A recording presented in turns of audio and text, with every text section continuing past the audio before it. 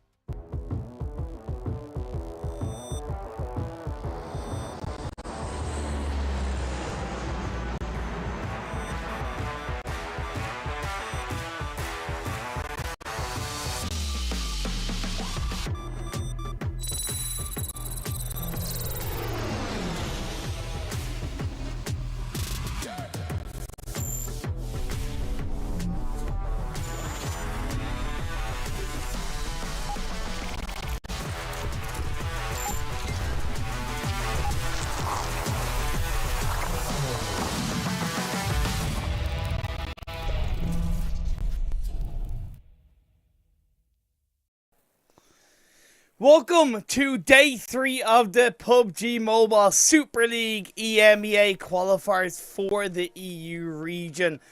with myself, Imperium, and the one and only Neptura. Before we get into things, don't forget to follow us on the socials, whether it's Instagram, Facebook, YouTube, PUBG Mobile Europe, as well as using the hashtag, I will be reading this out, PMSL EMEA Qualifier EU. I know it's a long one, but please do it.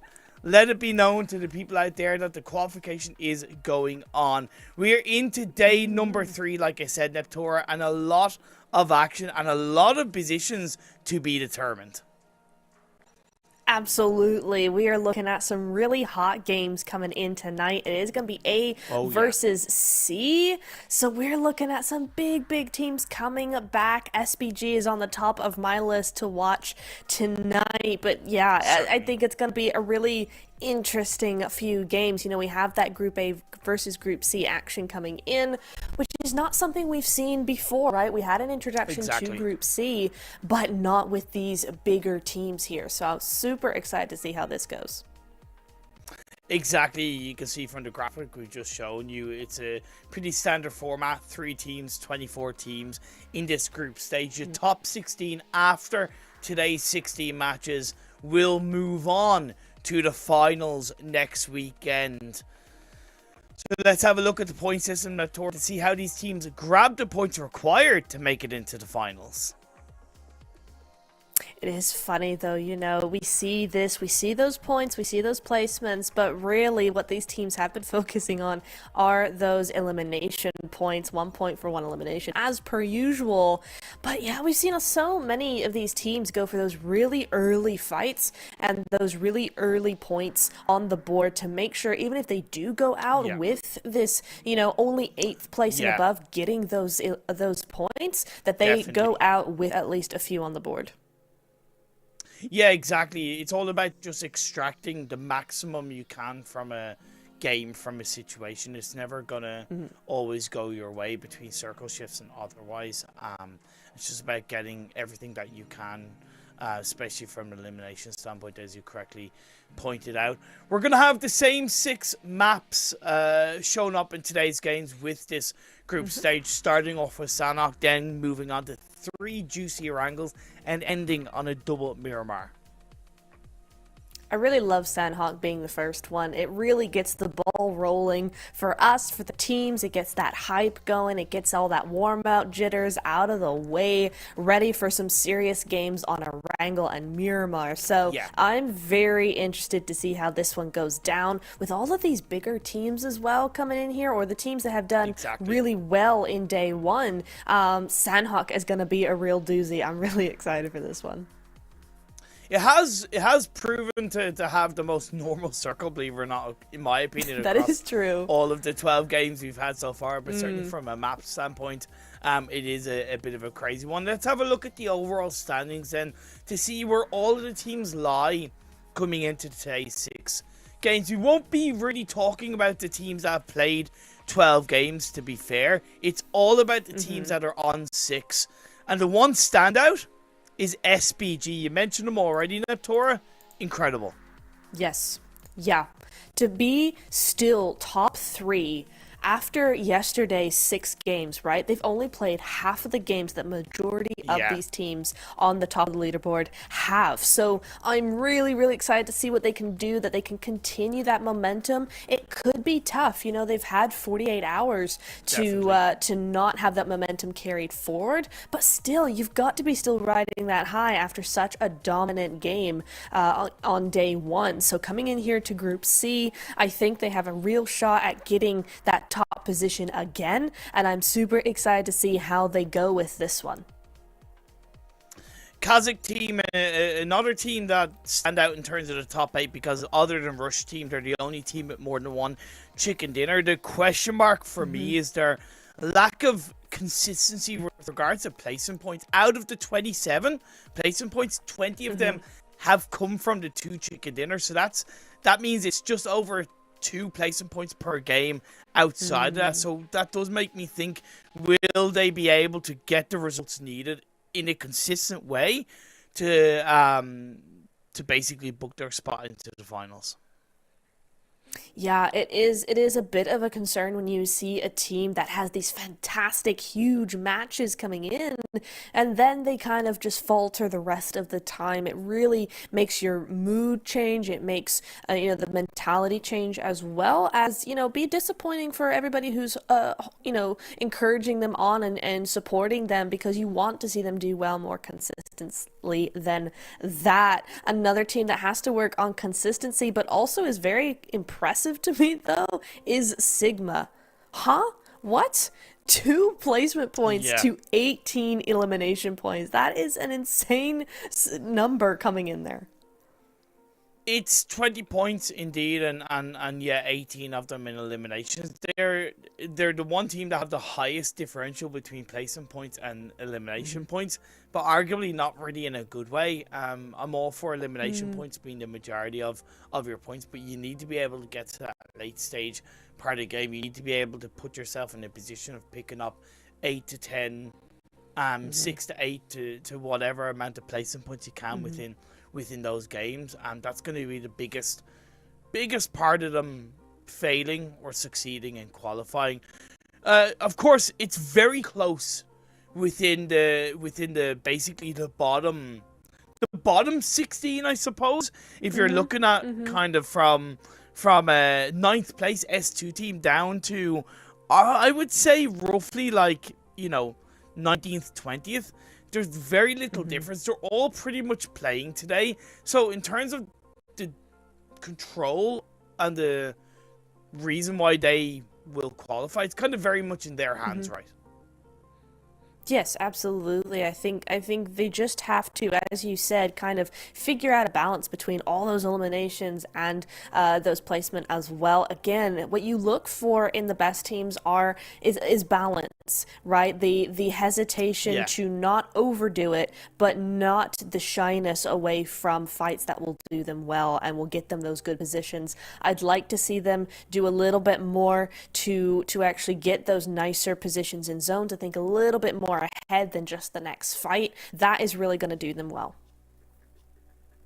Is there any specific team that you're somewhat looking out for to pull out something big in a number of today's games? Is there something that you're going to be especially be aware of in these games? Well, I've already said SBG, but I think more importantly, because they're doing so well, I think it's really important to look out for a couple of the other teams. I think ENIGMA, GG, I'm going to be looking at. The other one is going to be the Mind Weapon, just because I want to see them do well as well. There's a lot of those UK players on the Mind Weapon. We got that UK rep coming in there, and I'd like to see them do well. For me, it's Shockwave, because they showed so much promise throughout games today. Their evolution from game 1 to game 6, I think, was really impressive. It's so hard to make changes like that. There's always going to be an element of other teams around you, but to me, the evolution of them performing as a unit in the first game and as a unit in the final 2 games was massive, and it showed in their results. It showed in their elimination points. It showed in their placement points. So for me, I'm looking for Shockwave to continue that momentum. They all have a ton of experience, and they've got to use that experience on this stage to book their spot into the finals. 100%. I'm ready to get going, to be honest, Imperium. There's a lot of variables coming in here.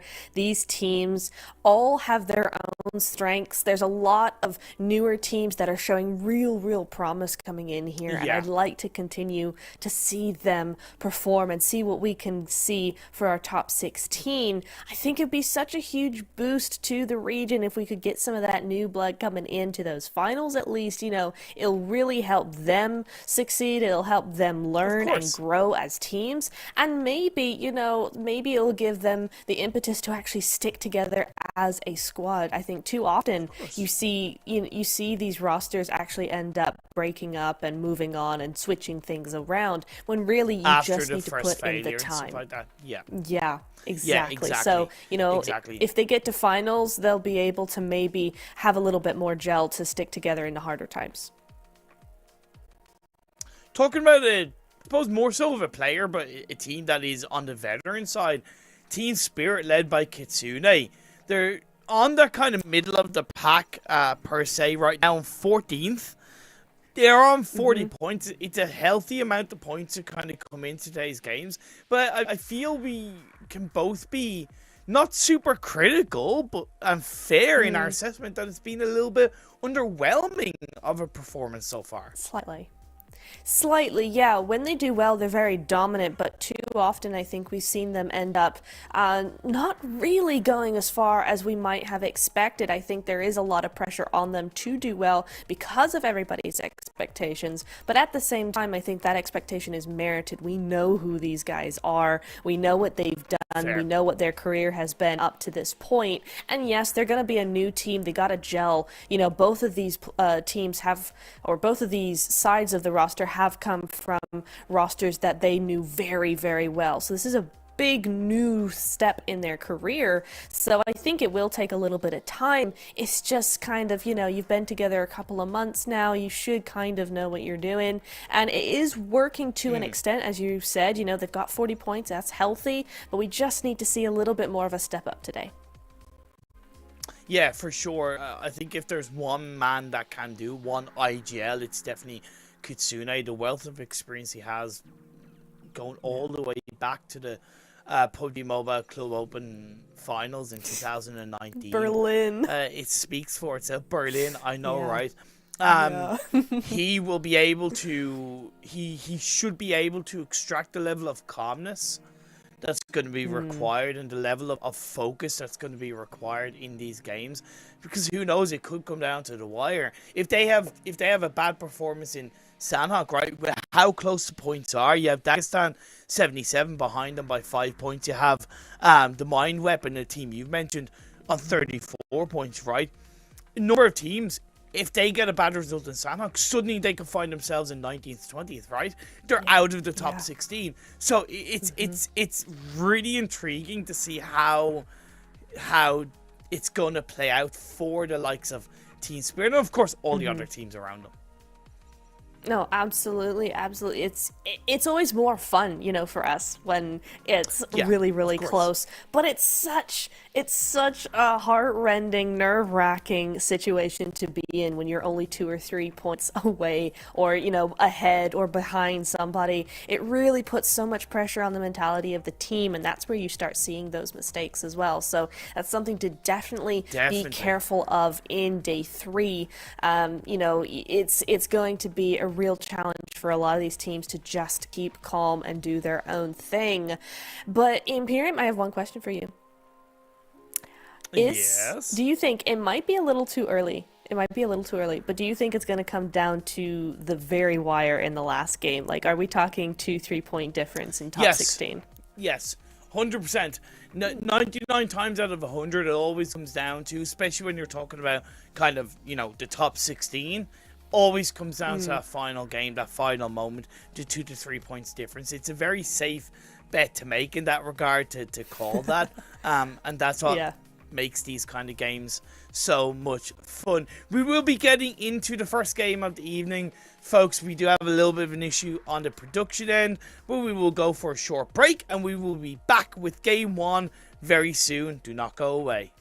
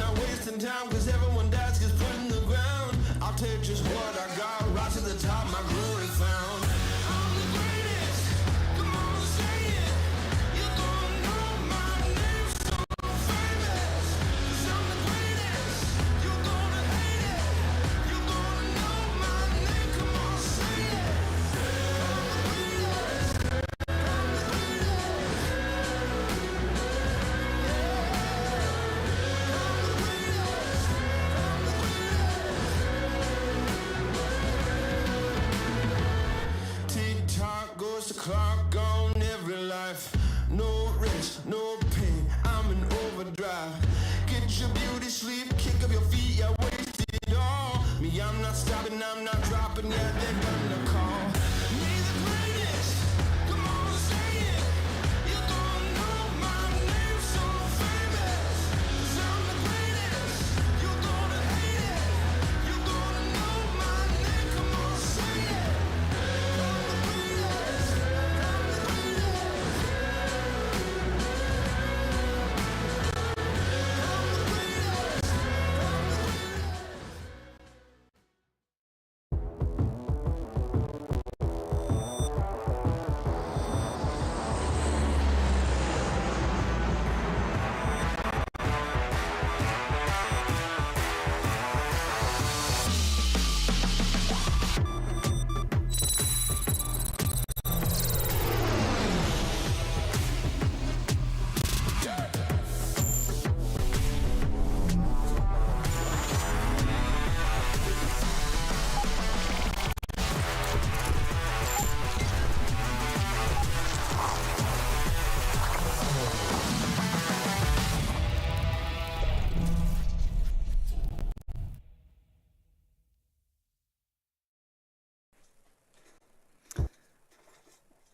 And we are back. I gotta say, Natura, that opening video, it has such good vibes.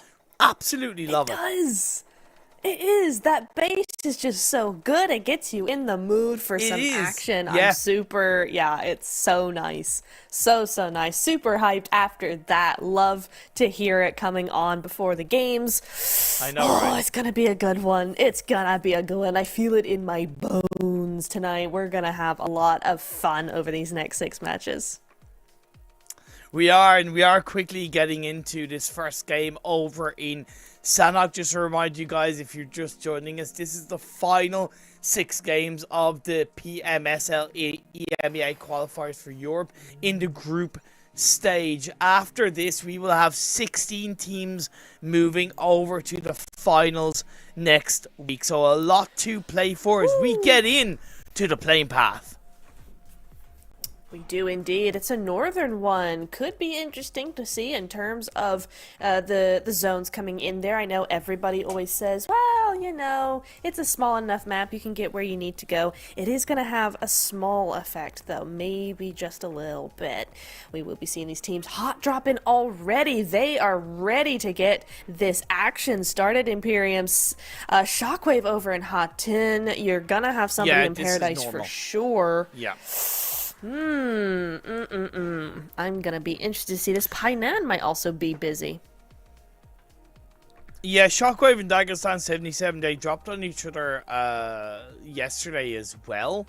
They're both in the same group, and with more, kind of fast forward a little bit, with more Sanhoks being played in the finals, that is a bit of a question mark. Should both teams end up in the finals, I would recommend one of them to find a different drop spot. But early action going on between SPG and EPSILON Axe inside Paradise.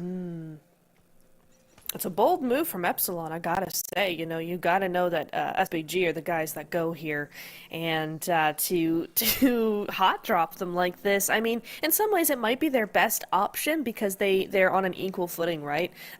You're both scrambling for weapons at the same time, but more often than not in these situations, you end up one with the M4 or the AK and everybody else with pistols. At least that's how it is in Pachinki in my games, but you know, it is a possibility that you end up losing out on the weapon changes, or the weapon choices rather. So we'll see how this goes. What I do like from them is that they have decided to stick to the outside here, but 4RB gonna be pushing on Redox here.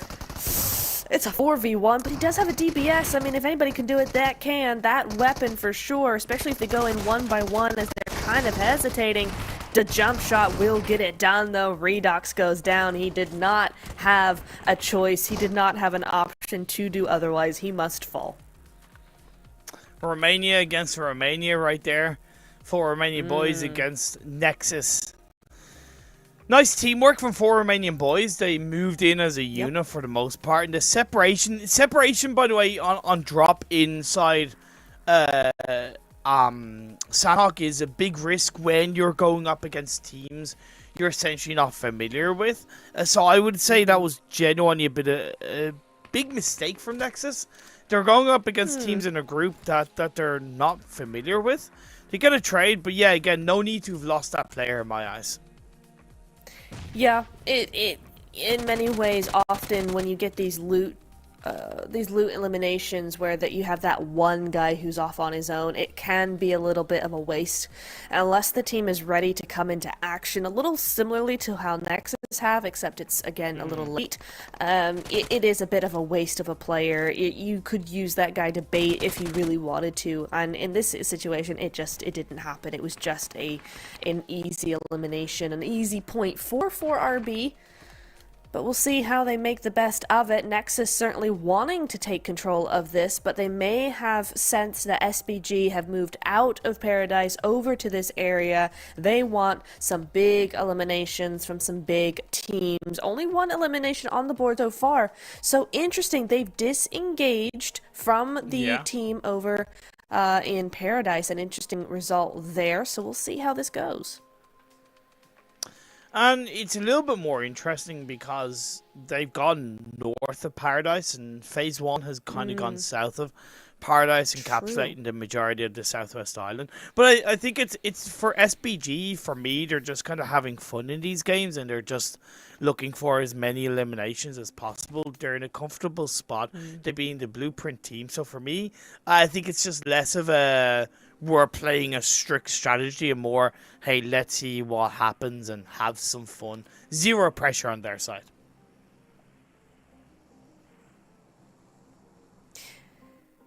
I like that, actually, the zero pressure. I think that actually makes a lot of sense for me. You know, they're kind of very easygoing at this stage. They are top 3, again, as we saw before the show. So, it is very much an easygoing. I mean, they can't go too far in the other direction, but they certainly, for the first game, for the Sanhok, before things get really serious, they certainly can have fun with this. It's a relaxed play style that we're seeing. They're really just trying to farm up some points, and they have time. They have 2 minutes until the zone comes on in, and from the looks of things, their rivals in Paradise, EPSILON, they've moved well south of the border of that zone, so they're not going to have any real pressure coming in from them either. A lot of teams have decided to just do their own thing in the new zone. So for SBG, this is actually just a really nice play, a nice chill game, but it does put pressure, I will say, on 4RB and Nexus. There's just a whole lot of staring going on. It's not particularly action-packed. We're just going to be watching where these teams go. It is a bit of an interesting standoff, and as the zone comes in, it kind of feels a bit pointless.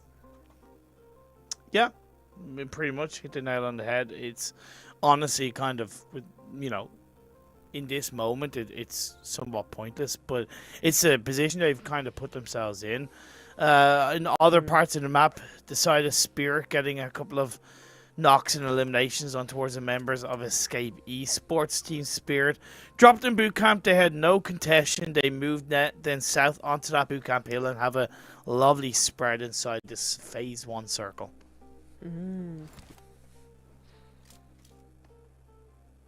See, I see the Mind Weapon actually doing a similar thing with a big spread towards the south side between Sami and Painan, and that could work out really well for them. Sanhok is really all about that control because the map is so small. If you can get even just a medium-sized split going on across some key points, you are good to go. So it's nice to see teams like the Mind Weapon use that to their advantage and use that knowledge of the terrain to do something about it, try and get some big points in this game ahead of the next 5. Speaking of doing something, though, Royal does get out of dodge there. He uses that little moped thing, the Vespa, to actually get out. So it's nice, at least, you know, if things go south, they at least have one player left up and around. I think SBG have just decided to call it quits because it's boring and they're going, God, this is lame. We thought we'd be having fun up here. Let's just go to zone. And I think that's just going to be a quiet and genteel disengage. Phase 2 shifts on up. It does go a little bit more surprisingly, at least in my eyes, more towards that mainland. So that Southwest Island very much in play. I love Dagestan 77's rotation, by the way. Away from Harteen, they didn't engage with Shockwave. They moved down the east coast of that Northwest Island and onto that trifecta part of the map.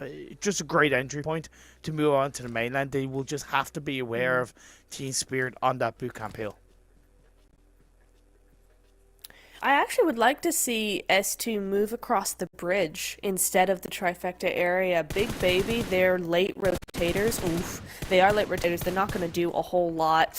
But neither is Sarah. I have to say, that's an instant flush coming in from Victor there for RB. Very, very stuck. I think even Nexus have a better chance at this than 4RB do. Nexus could go in the opposite direction to where they currently are sitting. SBG don't really have all that much angle on them as much as 4RB, and Robbie there just going to go on down to the play zone of all things. So that tells me one massive thing, Imperium. They're not even looted up correctly. If you don't have the meds to sustain a zone 1 blue zone, then why they're in this fight for no reason with no hope?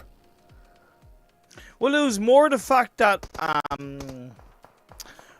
when they dropped as a full team, they dropped the minimal buildings, which meant they got essentially less loot, less utility, less meds, and that's kind of what led to them being put down the way they have. Sigma pushing as a team will take down the members of the Nameless. The Nameless down to just one player. That's some good teamwork from Sigma. It's a team that are low down on the standings, 18th in with 20 points. They have a lot to do in today's games, and a good start for them.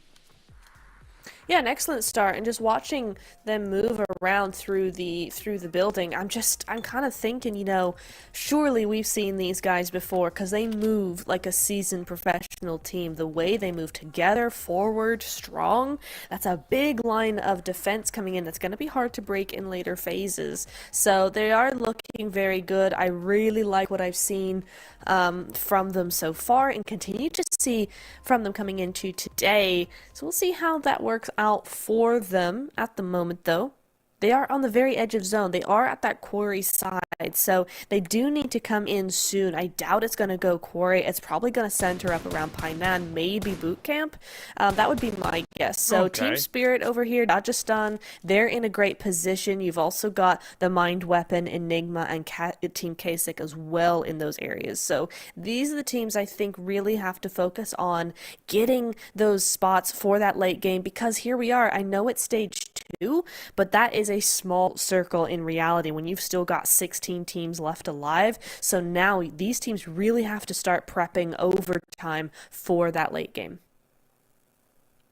I was never really a fan of Painan as an area to lock down for years, to be fair. But then as the game evolved, teams started to really make good use of it. So it has kind of, in my opinion, has turned around a little bit. So let's see if Enigma can add to that positivity of using Painan as a stronghold. And they have benefited from the circle shifting in their direction. We just saw Kapahala go down to the blue zone as well, so Nexus continuing to struggle there when it comes to getting into zone at all. SPG are far away from this area. They're chilling. They're inside. They're not inside the new zone, but they are out of the blue, so there's no more damage being ticked off for them. Much like Sigma, they're really chilling. They only have 15 seconds to get until the next phase, until that blue zone starts to come in. But I think they are aware there should be one TNL player left, and they're trying to make sure they get rid of him so there's no backstabbing going on later in the game rather. But the zone continues to center over Painan. It goes slightly towards Quarry, but only in terms of those buildings. So for Sigma, this is actually the best possible zone, barring actually going straight on top of them. For Shockwave, it's all about getting control over this building. And Epsilon, or not Epsilon, that's not, is it? Excuse me, that's Escape. Beautiful. There. Gonna be coming in. Nice defense coming in, though. Shockwave could have done so much with this if Escape had been any less of a team. I was talking to Nets from Escape Esports before the start of the tournament, and I asked him if the team feel ready, and he said the team feel ready, and they are showing it right now in the first game of day 3 here in the PMSL EMEA qualifiers for EU. S2 still on the southwest side of the island, so are NEXGEN, along with another team, I think Big Baby indeed. So they will all realistically have to fight a way across into the mainland. That could be tougher than it looks on paper, right? I mean, it looks very empty to that south side, but realistically, you're going to have Sigma who are looking very proactive in making sure there's nobody sneaking into their territory. You've also got Mind Weapon, and S2 are now making a break for it, coming down into that south side. So for both of these teams, it's going to be really tricky to get inside the zone. I think they realize that, and realize that it's going to be even harder if both of them try at the same time. So the play here might be just to try and defend, get rid of one of these teams first, go on the aggression, and then move in. Step by step, team by team, it's difficult in Sanhok, especially as the circles close in and third, fourth, fifth parties come into play. NEXGEN, should I say, S2R takes a couple of shots in his direction by Big Baby. Big Baby find a small, tiny entry point into the circle with the help of those buildings. Nexus go down. It is what it is. It was what it was. They play their own move and they fall down, while Escape Esports going up against SHOCKWAVE, Razorino inside the building, and Nate getting cooked up. Molly's being thrown out by Nets and the rest of the team with the DPS. Finds one, and Nate getting cooked up, looking for the second, and Razorino clutches up for SHOCKWAVE. Okay, this guy, he did this yesterday as well, and he's continuing that. Yeah. Well done, Razorino. My favorite name on the roster, I have to say. I know, right? Great name, I love repeating it, and thank you for giving us opportunity to do so. Big clutch coming up there for SHOCKWAVE. I gotta say, Escape had a fantastic play there. They did a good job. It's just, you know what, when it comes to that experience, then, and the DBS, to be fair, you know, sometimes it's just going to happen to go to that SHOCKWAVE roster. Yeah. But now we see Sigma and NEXGEN going at it. That's something I did not expect, but EPSILON gonna crash full straight into the Mind Weapon, and it's not gonna go well. They're just down to a solo. Rogo does go down, so that's one, but no, it's gonna be cleaned up very, very quickly. They will learn ASAP. That's just not how it's done. GG's to the Mind Weapon. They did a good job there of defending themselves. Unfortunately, losing one, but you know what? They still have 3 up. It's all good. It's all fair. Sigma now trying to do stuff, but Big Baby, they're doing a heck of a lot as well. Sigma taking shots. Big Baby, I said they found an entry point. Well, the circle centered up more towards that river, so they can stay where they are. That's giving them the time to take continued shots towards the direction of Sigma. Sigma have 2 players knocked to their knees, 1 left up. Can they find a bit of a revive? That will force, of course, SBG to move into the circle from the northeast side, while SHOCKWAVE now going to face the brunt of KASIK. We talked about KASIK's weakness of getting those placement points throughout a consistent amount of games, and they're on 4 eliminations. They're in the top 9. SHOCKWAVE go down. They do indeed. KASIK now the first, or the next to rather, have a little bit of an upsy-daisy. One does go down, but that zone hurts them badly. It centers up on that river again. KASIK gonna have a hard time here. Spirit now need to fight with ENIGMA and with Dagestan over to their south side to even try and get inside a zone. Once again, S2 seem to be in the center of things. They've moved in. They've avoided all the other teams. They went kind of past the likes of ENIGMA on that southwest island, and they found themselves the perfect compound. Will they be able to hold on to it? That's going to be a question they will have to answer, while all the teams around them battle to find their way through. Dagestan moved away, the majority of the team at least, from Pineapple team. Spirit moved in. Sorry, Dagestan weren't in Painan, it's Enigma, they're still there, but Dagestan moved away as well, and they find a strong spread on Enigma and Team Spirit battling in Painan.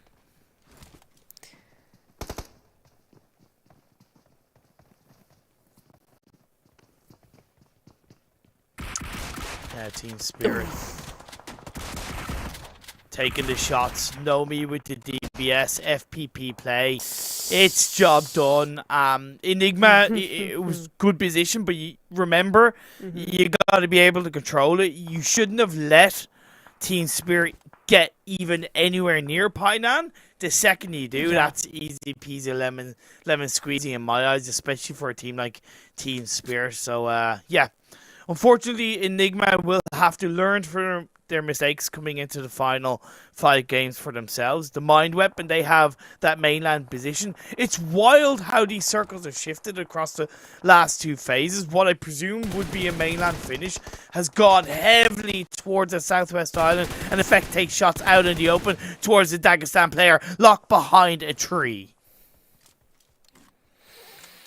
That's the worst possible cover to be locked behind, to be honest. It's just so easy to get taken out from any angle over there. But Dagestan, they've got to be protective of their own space, right? You know, they've got to fall back if they need to. There we go, going inside of zone. They can allow Spirit to actually push up. It's not bad to retreat slightly, because you can also move a team by baiting them into coming out, that you can actually put them in a spot you want them. That ridge is really open. If they can get Spirit over the top of that, Dagestan have a clear win here. So it's not always a bad thing to retreat, let that team come forward into zone if need be. But as a duo, I mean, it's going to be hard to go further than this, I think.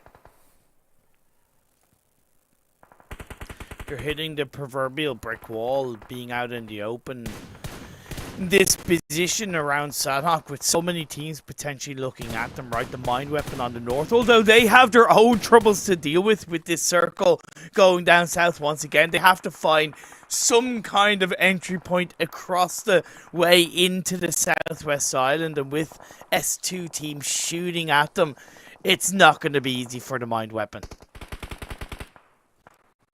Oof, no, not at all. It's not going to be easy for KASIK either. It's not going to be easy for any of these teams. I have to say, S2 have done brilliantly. I'm surprised that compound wasn't used before. They just found an empty compound in the middle, and the zone has gone their way. I gotta say, they're really good at doing that. Mind Weapon cannot use that compound forever. They had to cross at some point. But I tell you what, 5th place, 4 eliminations, that's a decent start to the day. So I think they can still be quite happy with that. Big Baby as well had I think a bit more of an active time for eliminations, but that zone continues to mess them up. It's gonna be difficult to move farther than this.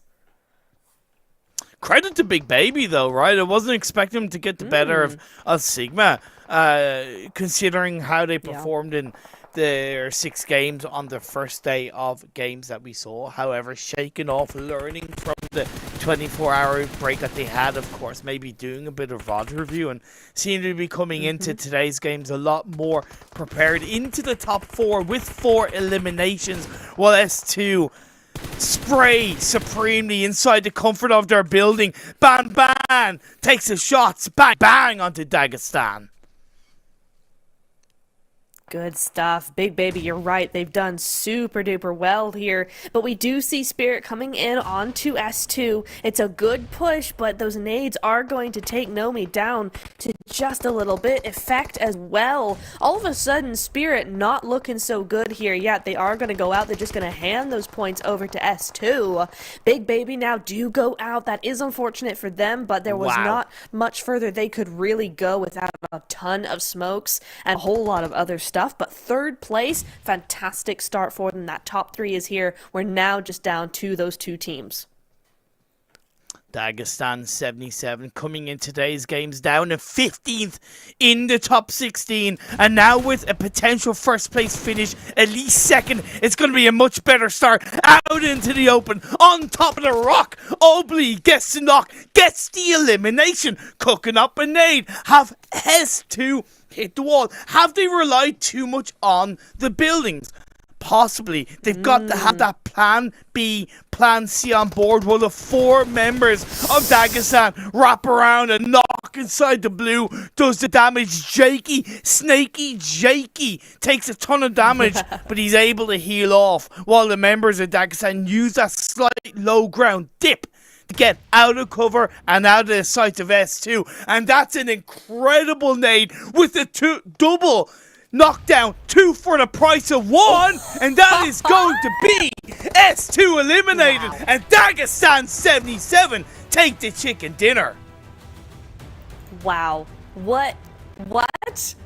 Huh? Dagestan just snatching that win from the claws of S2. Wow. I mean, S2 did such a good job there, but you're right, they did. They held on too long, too much. They relied on those compounds too much, and I think that's really just where that experience comes in with Dagestan, right? You've got that team that knows exactly how to move around in that open space, whereas for S2, they had that Murado, that car, they had it. It was not smoking, 10 minutes ago, well, not quite that far, but, a long time ago, they could have actually used that to get further in the zone. As soon as Big Baby was gone, they could have used that to, make a different angle for themselves. So even if the guys couldn't get out of that, out of the compounds, they still had one guy on the front line. But, that is, I think, where experience comes in Imperium. And you know what? In some ways, it doesn't even matter. They have equal points out of this game.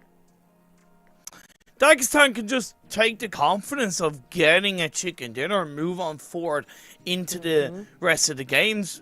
Of course, S2 still performed extremely well with those 9 eliminations. Team Spirit racking up 10 for themselves. For me, the big surprise is Big Baby, 9 points for themselves. They were coming into today, by the way, on only 11 points. So they scored over 2/3 of their total points in one game. Could this be the shock day for Big Baby in securing their spot into the finals? It could absolutely be. If that Sanhok is any suggestion of how they've improved over the last few hours, I think most definitely. That was really, really good from them. They got rid of Sigma. They got rid of, who was it down at the NEXGEN? They got rid of that. They third-partied quite well that fight. And yeah, they got that top 3, that third position. Speaking of Sigma, just quickly, I do want to say I'm surprised at their positioning in that. They still got some decent points out of that, but their positioning, they had that really nice trajectory outside of Cave, right? And they came over to the mainland. I thought it was slightly odd early on. They went across the river onto that southern island, and then it kind of seemed the way the zone was going to go, they'd have to cross back. So I was kind of surprised about that. It didn't really work for them. I think they were trying to be smart because teams like KASIK were in the north, but I think in the end it didn't really work. The zone did end up going to that side of the river, so I can't talk too much, but I think it was just kind of a bit of a weird thing. Maybe essentially they could have stuck to one position and yeah, just kind of, look, we were putting all our eggs in one basket. It's tricky in Sanhok to give them an element of a defense with the river in play and those 3 islands. However, kind of stick to your guns, get control of one area, and if you have to move, you have to move. The mind weapon kind of did that, and unfortunately, it hit them hard when they had to try and move across, but I consider their results stronger because they stuck to that one position, and it was just a unfortunate gods of PUBG Mobile that cut their game short because of that. So yeah, good point indeed, Natora. We will head to a quick break before we get into the hollow grounds of Erangel for game number 2.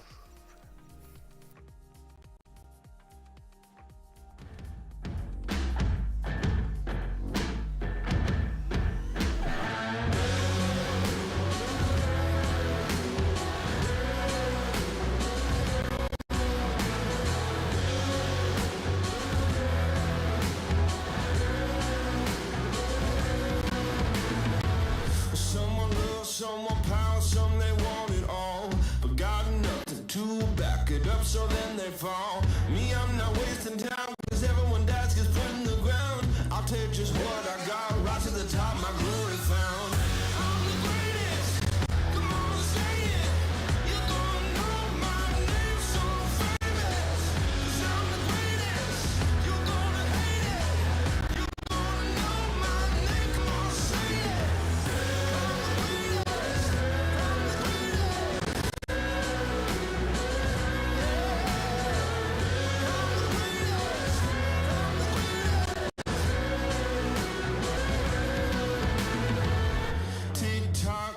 clock on every life. No rest, no pain, I'm in overdrive.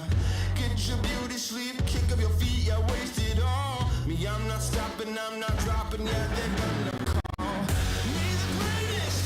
Come on, say it. You're gonna know my name so famous. 'Cause I'm the greatest. You're gonna hate it. You're gonna know my name. Come on, say it.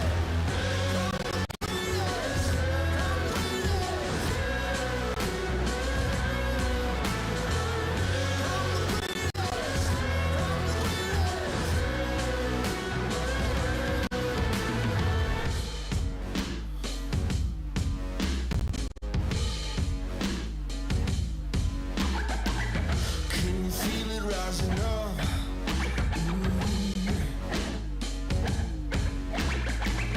Can you feel it rising up? Yeah, tell me, have you had enough? Yeah. Can you feel it rising up? Yeah. Tell me, have you had enough? Oh, 'cause I'm the greatest. Come on, say it. You're gonna know my name so famous. 'Cause I'm the greatest. You're gonna hate it. You're gonna know my name. Come on, say it. I'm the greatest. Come on, say it. You're gonna know my name so famous. 'Cause I'm the greatest. You're gonna hate it. You're gonna know my name. Come on, say it. I'm the greatest. I'm the greatest.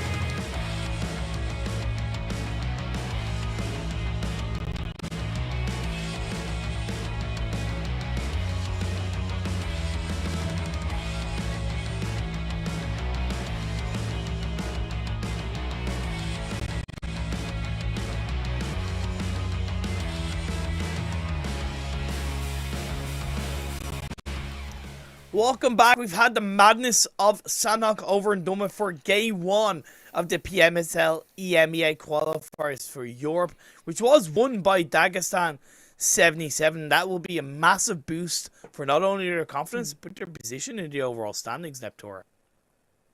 It absolutely will. That's going to boost them very much indeed. Not quite enough to get onto that top leaderboard there, but it is pretty darn good. An S2 team that continue to hold their spot there, 72 points. MABETEX have 78, so they've got to get past them, but they're ever that much closer, right? It's looking good for them. KASIK team as well. So these teams all in the top here that are playing have all held their positions, but that means the gap is very much closer because all three of these teams had a decent game. So they haven't gone out first, they haven't done anything like that. It's just narrowing that gap.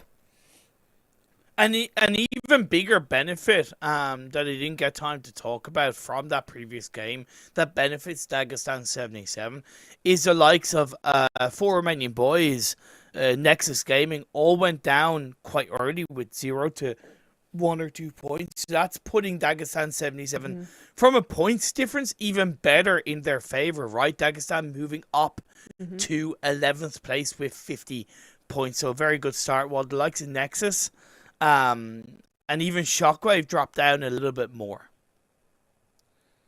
They do, but Nexus still tied with Dagestan. I'm surprised so many teams with that Fair. the three of them with 50 points there. So I think definitely, certainly in the next game, ones to look at immediately, just looking at who's going to break that tie there. Sigma as well, we spoke about them very recently, but 3 points overall in those placement and 24 eliminations. They're continuing that trajectory of lots of eliminations early on and not so much of those placements. So hopefully that's just a Sanhok thing and they're going, oh, okay, cool, we need to move that on. But I think I know who you're going to talk about. Big Baby, a great result for them coming in here. Yeah, very good result for them. Just absolutely spot on. And again, you know, their journey is going to be massive. They're going to need to repeat this 5 more times, right? And if anything, kind of get better. But yeah, they're up to 19th, right? From a position standpoint, that's only 3 away from the top 16. From a point standpoint, that is 21 points, so it's still a big mountain they have to climb. Credit to them. Never give up until the end. I always say that.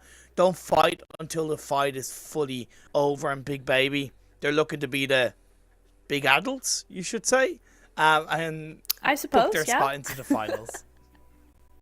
Yeah, I suppose so. That is one way of saying it. But yeah, no, they have done a really good job. The real challenge, of course, is going to be those back-to-back Erangels, though. That's what's going to get really tough for them. I think it's even more so than the Miramars, right? The Miramars, you have a little bit more space to work with. Fair. And at that point, I think you'll have either the momentum from good Erangels or the, not desperation, but kind of the nothing to lose play of we can just go for these hot drops, get those points. So the Erangels is really going to be how they determine how to play the Miramar. So I think their biggest challenge is coming up in these next 3 games. 3 Erangel. I love that point. Such a good point you made, Neptor. 3 Erangels coming up. The first one very shortly. It's a map that most of these teams will be aware of. Yesterday's games and arguably the first 2 days of games, the Wrangell circles have been quite crazy. Hashtag Neptura curse. So hopefully for this final day, the circles will be a little bit more healthy, a little bit more balanced in terms of giving more of these teams an opportunity to give us the best of what they have in these games. Ooh, interesting. I'm just watching that right now. A lot of teams moving out of that plane immediately. You do see Shockwave going to their normal spot. You see SBG going to their normal spot. But you see Big Baby up by Stalber. That's a good position. It's definitely out of the way. We'll continue that trajectory from day one. But it could be interesting to see Nexus going along with them. So again, we've got a little bit of that hot drop. And I could easily see the same thing happening with what we saw with 4RB and Nexus in Sanhok, right? Those kind of large spread out loot phases that end up losing you players for no real reason. So Nexus and Big Baby really going to have to be careful of how they play this next few minutes rather. And yeah, it is going to be an interesting one to watch as that plane path leaves. We will be getting that zone pretty quickly on here. Oh, ouch. It's not bad. It's not a bad zone by any means, but I'm just feeling for those teams that I was just talking about. Things just got a lot harder. I'm deciding to be quite positive and highlight the fact that a good 2/3 of the circle is in the mainland. One thing I want to kind of point out is this is the first Erangel game in which Shockwave have had an easy point onto their drop spot. So the reason why I say that is because even though the circle is quite south on phase 1, in every other Erangel game they've had to travel quite far to get to their drop spot. So now by dropping quite early, I'm looking for them to rotate quite early from Severny and head into the circle a little bit earlier. Dagestan. Oh, I love this from Dagestan. They're continuing that momentum, right?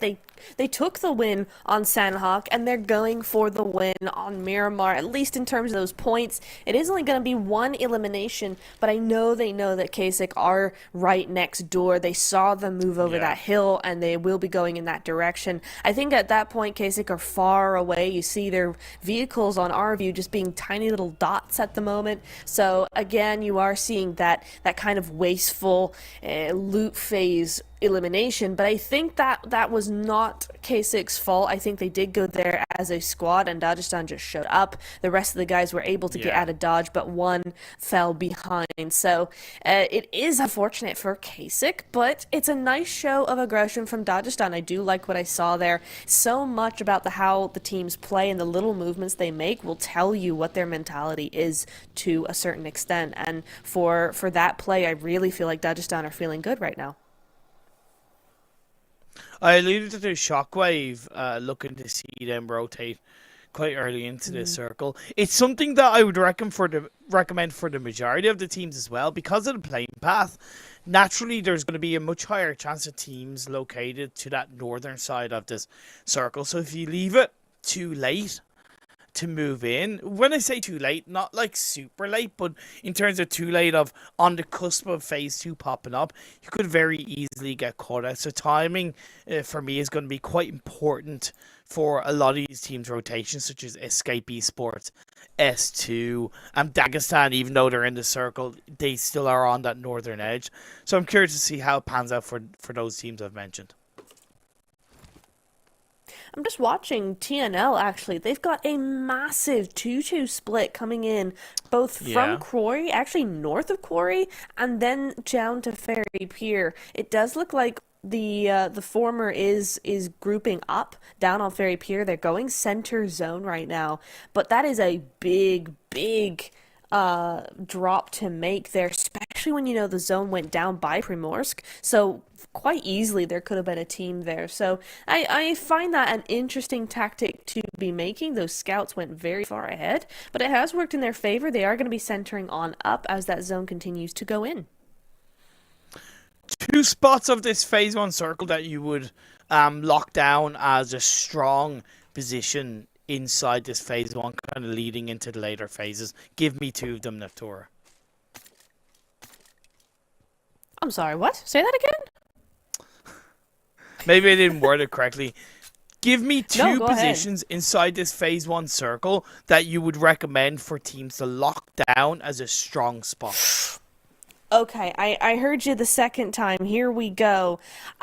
Strong spot, those little compounds right behind a lighthouse, right? On that western bridge side. Gonna be super, super important. The other you mean one I'm in gonna Military say, Island or on the mainland? No. On the mainland. Right behind by garage and gas station and all that. Cool. The second one I'm gonna say, further up the mainland, because I don't see it going to the military base. I'm looking at the Pachinki Hills. That's gonna be super important for teams coming from school, across from Gatka. That's gonna be really important. So I'm looking at NEXGEN, who are in Pachinki. I'm looking at TNL for sure, who are right next door to those little compounds there. They really need to get some sights on those two areas for sure.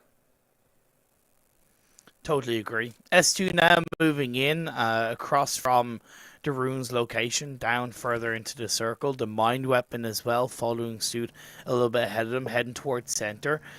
Center is definitely not a bad spot in this phase 1, especially if, as a team, you're comfortable with it, of course, because it's just going to guarantee you phase 2 position and you can move with that, you're probably going to get a little bit more information. And again, they're doing it early, so not bad from the Mind Weapon. No, I like this from Mind Weapon. It's not going full send into circle. It's not going full center. It's going mid. It's a decent rotation at a well-timed moment. They are going to see a little bit of influx here from a couple of teams. S2. Sorry, Rob's just yeeting himself into the air like that. Cars getting airtime in this game will never not be funny to me. But moving back over to what I was saying, S2. You know, wait. Continue. I do have to. Huh? I do have to interrupt you, and say, you know what we call that move?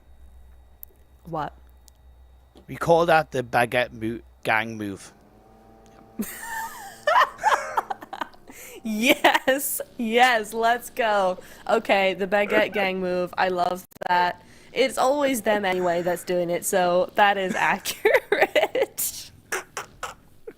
Nice. Okay, I appreciate what you just did there. I appreciate it. Thank you. I felt like that was a worthwhile interruption. I never like interrupting my co-caster, but I thought that, look, that's a worthwhile one. I feel like you'll appreciate that. Oh, absolutely. 100%. Thank you so much. I really do. Ooh, I don't think Dodgestan appreciate this, though. Ooh, my goodness me. Shockwave coming in here right away. Razorino doing the business. Again, that's almost a 1v2. He is 1 HP over there. I think that is Limbo, and he is going to go on out. Limbo, boom. That is Dodgestan just down to 2 right now. That is going to be a finish, I think, on Razorino's part, and can do nothing about it, Imperium. Razorino just continue to be impressed. His aggression, his control, his movement, absolutely on point. And now Wagner looking to take shots on towards SBG. I wanted to see Shockwave, should I say, move early from Severny, and they've done that quite effectively and taken full advantage of that. Also, phase 2 has moved up. It is going to be a mainland finish, a little bit more normalized, but also quite heavily northwest. I tell you what, Escape have a perfect scenario right now. Everybody thought it was going to center up over that bridge area. I thought so as well, and it hasn't. It's gone over to Quarry, it's gone over to Gatka, and definitely the rest of these teams did not expect that, because almost the entire zone is completely open right now. Narvalo, he's going to have to do something against Magnum if they want to come on in. There's 2 of them in that vehicle, I'm pretty sure there, so it could be a little bit of a hunt down from SBG's side, but the teams are now rushing in all together. You know, I tell you what, we've never seen quite anything like it. The amount of teams just coming in all together, all mismatched. Yeah. The players are in between each other in these vehicles, and Escape can just set up. If they can do it quickly, they can set up and just take the points. Yeah, cluster teams moving, especially from the east. You have Nexus Gaming, Big Baby, EPSILON on top of that, Pachinki Hill, and then you saw on the northeast, SBG, Shockwave as well, and even NEXGEN still in around that Pachinki area, but again inside the northeastern edge of the circle. 4 Romanian boys in the elimination feed, I think. Yeah, on to one of the members of Escape Esports. So we'll make it harder now for Escape Esports to create a stronghold in that fantastic phase 2 spot. 4RB are looking to challenge Escape, actually, and it's not going too well for them just yet. We haven't seen too much from Dodgedown. I know we saw 2 go down over by the school area, but they've made a massive rotation all the way around to the north side, so that could be quite good for them. We'll see how that works. But S2, again, definitely have a type, I gotta say, and the type is center zone. Compound in the middle of the zone, as close to the middle as they can get. SBG looking for a bit of revenge per se onto the members of Shockwave. France v France, who will be the first to wave the white flag of surrender? It won't be Shockwave. They still have 3 players alive. I had to throw that dig in. Apologies. I love you, France. Vive la France. Omelette du fromage. And phase 3 will center up accordingly. Great for S2. Great for the mind weapon, by the way. The compound to the south of Chopsticks. Always a fantastic spot to hold down in this area of the map. And again, benefited from that circle shift even more. It's going to be hard for them to actually keep hold of this, though. I'm just looking at the influx of teams you've got coming in. Their only hope at the moment of not being inundated with teams is that there's so many teams on all sides, they're going to be pretty busy with each other. So if the mind weapon can actually make sure that no one gets within sort of 50 to 100 meters of them, then they should be okay, but it's going to be a tough task to do so. They're going to have to be sure of all their angles. 4RB do take a couple of pot shots, but it's not really going to work. In fact, Roby does go on down, dodges down in the background looking for those eliminations. Got one knock onto Robbie, but yet to confirm it. Magnum PIing his way through. Sarah inside the blue should be able to find a bit of an off angle. A revive attempting to be executed. On a side note, by the way, is Obli goes down. Initially, you mentioned correctly that 4 Romanian boys were kind of on the hunt for Escape Esports. Because Dagestan rotated in this direction, it was Lawrence that was on this radio tower hill. That turned focus for 4 Romanian boys onto Dagestan 77.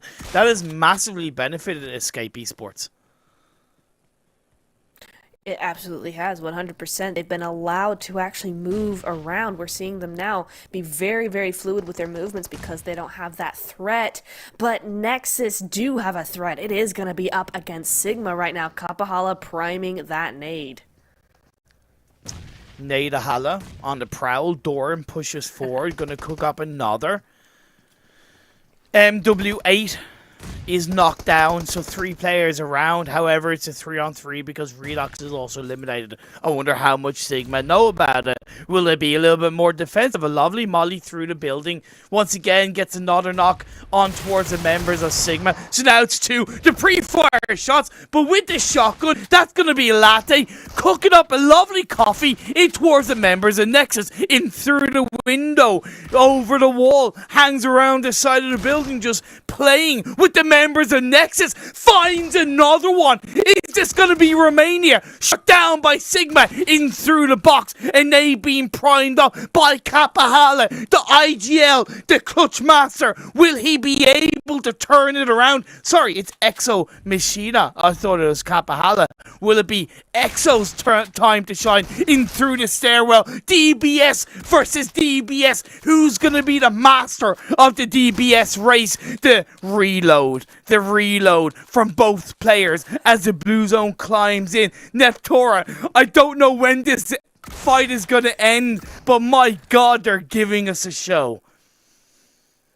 They sure are. I love this from Exo Machina. He's gone out of the house completely. He's trying to get into zone, but Sigma has the same idea, and he is gonna win that because the play zone just hurts too much. Nexus Gaming going out first because the play zone was the real MVP in that fight. What a play coming in from Sigma. I love the aggression coming in from them. Beautiful clutch, by the way. That shouldn't have happened. Nexus are a team with a lot of experience, so I'm going to be a little bit critical. However, from an individual play, Sigma, absolute credit where it's due. Stage 4 Blue Zone now starting to close in because we need to turn our attention towards the location of a few of these teams. Escape Esports going to be put under pressure by the Nameless, moving on up to the hill. Harry Potter Tower in their favor as Fake moves around. Sama gets a knock. The Nameless will have to backtrack just a little bit because they got to know that a rain of nades is going to be heading in their direction. But they do get a knock onto Fake. That's going to leave Nets on his own for Escape Esports. it started off well, right? It started off good. They had that surprise in the bag, but TNL just able to do a little bit too much with that. It's a difficult position to really hold on to. We've only seen the most experienced actually be able to do it properly. Yeah. But I think they still could have done a lot more with that if they had maybe one more on the upside of that sniper tower, maybe upside the hill a little bit more for a bit of an off angle. It would have worked more in their favor, but as it is, they do go out with those 2 eliminations. They wanted more. EPSILON also want more. They've also got 2. NEXGEN, though, down to a solo, trying to do something with that shotgun. That isn't going to happen to a buggy. It's all metal. You ain't going to do nothing to that, and Blade gets shot through the smoke eventually, but by Team KASIK, not by EPSILON, so they still sit at 2. Now, he's got them all over him. They know exactly where he is, and that's going to be a quick escape. Like the shark-infested waters down on the southeast edge of the circle. 2 teams are hunting for not only each other, but any other victim they can take down. Like a scene out of the film Jaws, KASIK will backtrack accordingly into the comfort of a building on the side of a hill. They do have Sigma, the remaining 2 players, to the left of them. In front, once again, the mind weapon in the perfect compound. Good job to the mine weapon. They've been able to hold on to it this long. We still do have top 12 teams on the board, so it's not time to go out yet. They still have a lot of work to do to secure those placement points, but based on where this zone goes, it could go very, very well for them.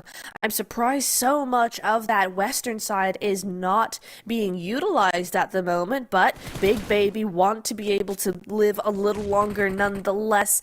They could actually be very helped out here. EPSILON too focused. They got KASIK on the other side of them, and this is where Big Baby could absolutely have a great advantage. I really love the spread from Big Baby. They have a 3-1 split with Dennis in the backline. The only thing that's going to be a bit of a thorn in their side, in my opinion, is going to be SBG moving in from that chopstick compound. Kratos gets knocked by over Lady. Focused. Frostino, now the last player alive from EPSILON. KASIK on the hill, moving away from the compound as well, could get involved. On the western side, by the way, off the back of this circle shift, it's all open field, so moving in too early, even on this phase 5, is very risky.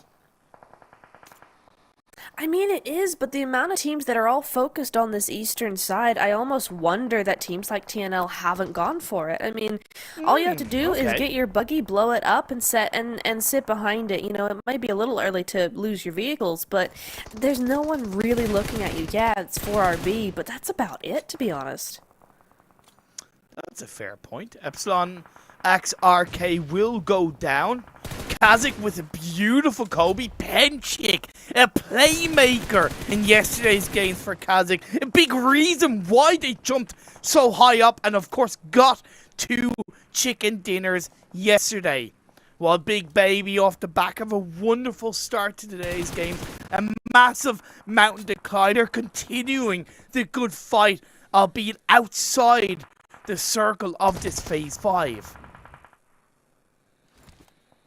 I'm a bit surprised by SBG, actually. They're doing a few good things, but they're getting picked off one by one mostly. I wonder that they didn't have a bit too much of an eager split coming in there. I think it just may have been a little over enthusiastic. They have just gone down to 2 right now, and it doesn't feel like the SBG we saw in day 1. It feels a little bit scattered so far. I think, you know, 3 eliminations on the board, top 11. It's not the worst, but it's certainly not what they were in day 1. Oh, Haribo goes down, and unfortunately the high ground proves to be too much, along with Penchik's aim. And Big Baby are eliminated in 10th, unfortunately, however, still with 3 eliminations. It's going to do a lot of damage to their fight, but still 4 more games to go for themselves as this game 2 of the day continues. Phase 5 will move into phase 6. 4 remaining boys have put themselves into the field position, get a knock into one of the nameless players, and now they're pushing for the Romanian side, looking for more in through the vehicle. Sierra drops out, takes the shots onto the nameless and whittles them down to just one player. Filad peeks up, but it's just too much. The 4 Romanian boys take the drive by. They do indeed. A nice push as well. Again, they're able to do whatever they want because there's no one looking at them. Look at that zone. All of the teams, bar 2, are actually out on that east side. It's not an easy side to be on by any means. I mean, almost if I were Enigma, I would try to go around to the other side, but with Shockwave right there, it's probably not going to be all that great as a solo. You might just want to sit tight there. SBG need to move in as well, so do KASIK. For the mine weapon, it's the first time they've had to move. Yeah, it is. So now, all this time, they've been able to just stay where they are. They will have to prepare, get as much information as possible. They can at least use the high ground of the roof side to pick off players and essentially create a little bit of an entry point. They gotta watch their backs, they gotta watch their fronts, they gotta watch their ups, their downs, their lefts, their rights. S2 as well, they're in a pretty good position. They're quite close to this entry point and they can gatekeep the likes of KASIK. KASIK a bit too busy to be gatekept because they're doing their own gatekeeping right now. Sigma unauthorized to get into this new zone. They're not allowed. They have a good position at the moment, but KASIK are just ruining their opportunities here. They're allowing that push to be made now. KASIK did a great job, I have to say. They pinpointed a team, they took a couple of knocks, and now they've opened up an entry. But it's not going to be free for very long. You have all of those teams. Look at all those vehicles just full sending it. S2 right behind Sigma, right behind KASIK, and it's all going down now. SBG get eliminated, the mine weapon on 3 eliminations, KASIK on 7. They're following an element of consistency and getting into the top 6, so certainly part of the evolution that I wanted to see from them coming into today's games. S2 have a lovely spread, not fully committing to the fields. I think they're also confident that their backs are covered as well, so they can look, although in a bit of a prone position, fully forward as Wandu on top of the rocket to knock onto a player from the mine weapon, but returned quickly by the mine weapon onto Heaven. The revive going to be pulled off. I like what the mine weapon are doing. Actually, they're using vehicles. They're not being stunted by the influx of teams. They're going around. They're scouting out a little bit. They just have to be careful not to go too far, as Shockwave do catch Rogo out there on his own a little bit. They're going to try and stop him at any point, but the fight isn't over between S2 and KASIK. They've done so much here. Those nades were flying. They have been able to get some sort of health back a little bit, but the mine weapon, this might be game over for them if they don't do something really quickly.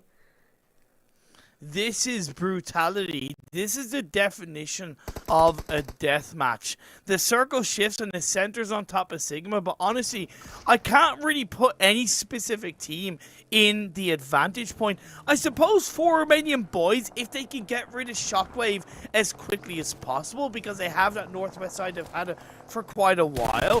Royal peeks up, takes shots, Razor...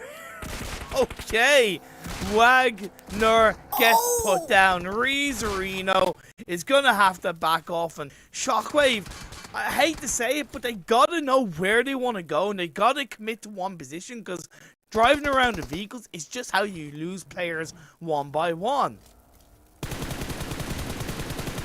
Yeah, in ways it is, but we've seen this a lot, this weird car meta that personally I love, but you've got to control it, right? It's got to be very, very controlled. Yeah. I think Shockwave started that control, and then it kind of went into a bit of a chaos, just drive around for fun type deal, and that just isn't going to work. It isn't. So 4RB do get the upper hand on them.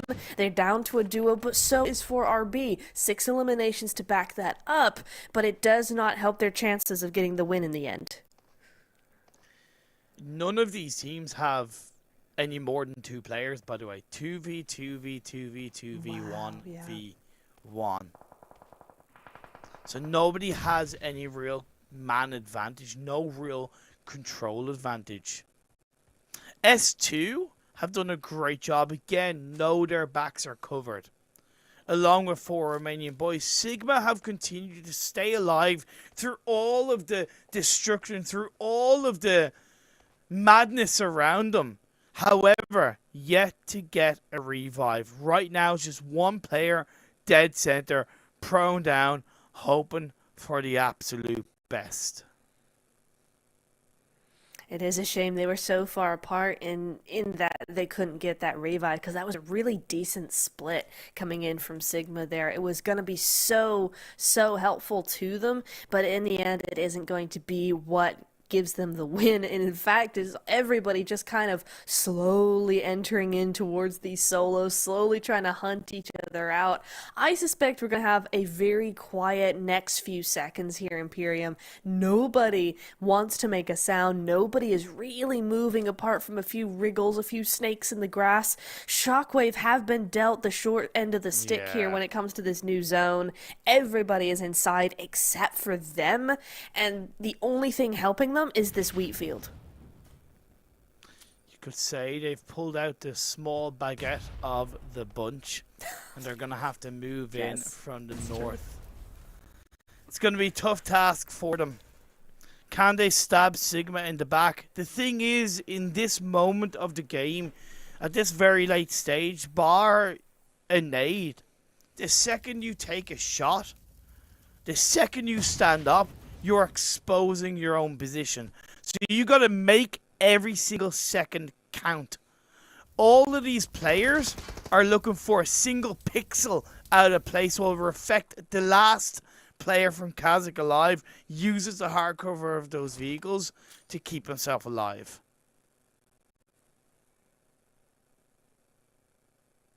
I was gonna say I'm surprised that KASIK is still alive, but honestly I'm not. No one has moved. No one is doing anything. I question these smokes, to be honest. From is that S2 I think through those.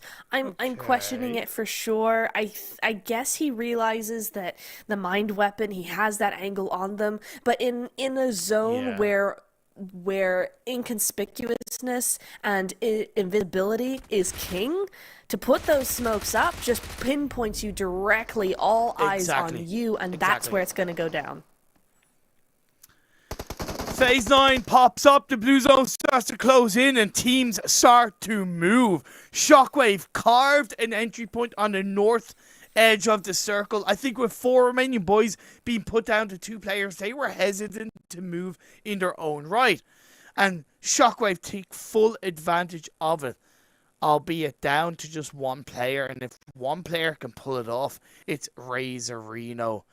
Shocks are ready, waves are ready, players will start to move. This is the battle of the fields inside Erangel. Who will be the winner chicken dinner of our first Erangel game of the day? It's silence. It's the calm before the storm.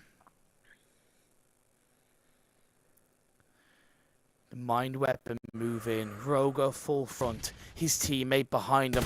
Reflect to the left. You can see it. The knock comes out. That pixel out of place for Reflect. He confirms the elimination. S2's last player takes a bunch of damage and he's gonna go down. Reflect, you absolute bold dog you are. He's got that dog in him. Absolutely incredible. Vama, shorty, could have taken advantage of that, but he's going to opt to move in because the blue zone is closing up. 4 Romanian boys being surprisingly quiet at the very late stages, but as Vama steps up, he takes a bit of damage, but he will move up. I don't think, however, he's going to be able to pull off the first aid. He doesn't. He opts to move in forward. 3 teams left.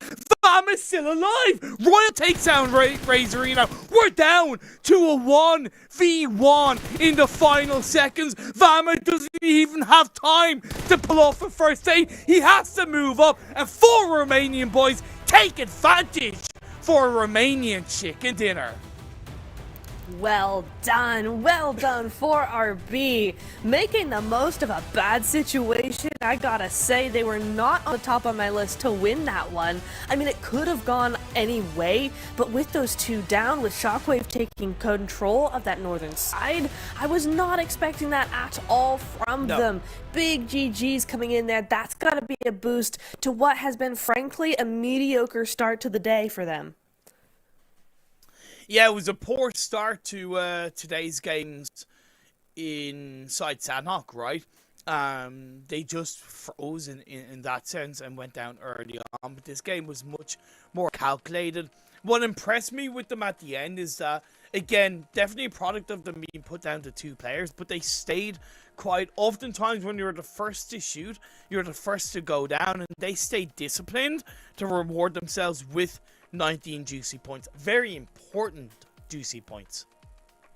Absolutely. You know, when you're talking about those teams down, you know, trying for those top 16 positions, it's very close down there. So it is all to play for. 19 points is going to be super, super important for them. I got to hand it to Mind Weapon and S2 team, though. They did such a good job with this game, with this really hard zone. I mean, that is a really tough zone for 9+ teams to be in that small of an area in those open fields like that. They did such a good job of moving in. The Mind Weapon especially, you know, from that compound coming in, trying to move in, getting told no, and then moving forward, you know, eventually as a solo to get second place. 12 points on the board for him, for them, and it's looking really, really good.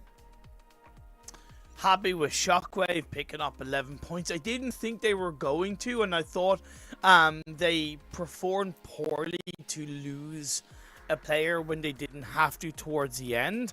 Again, still 11 points.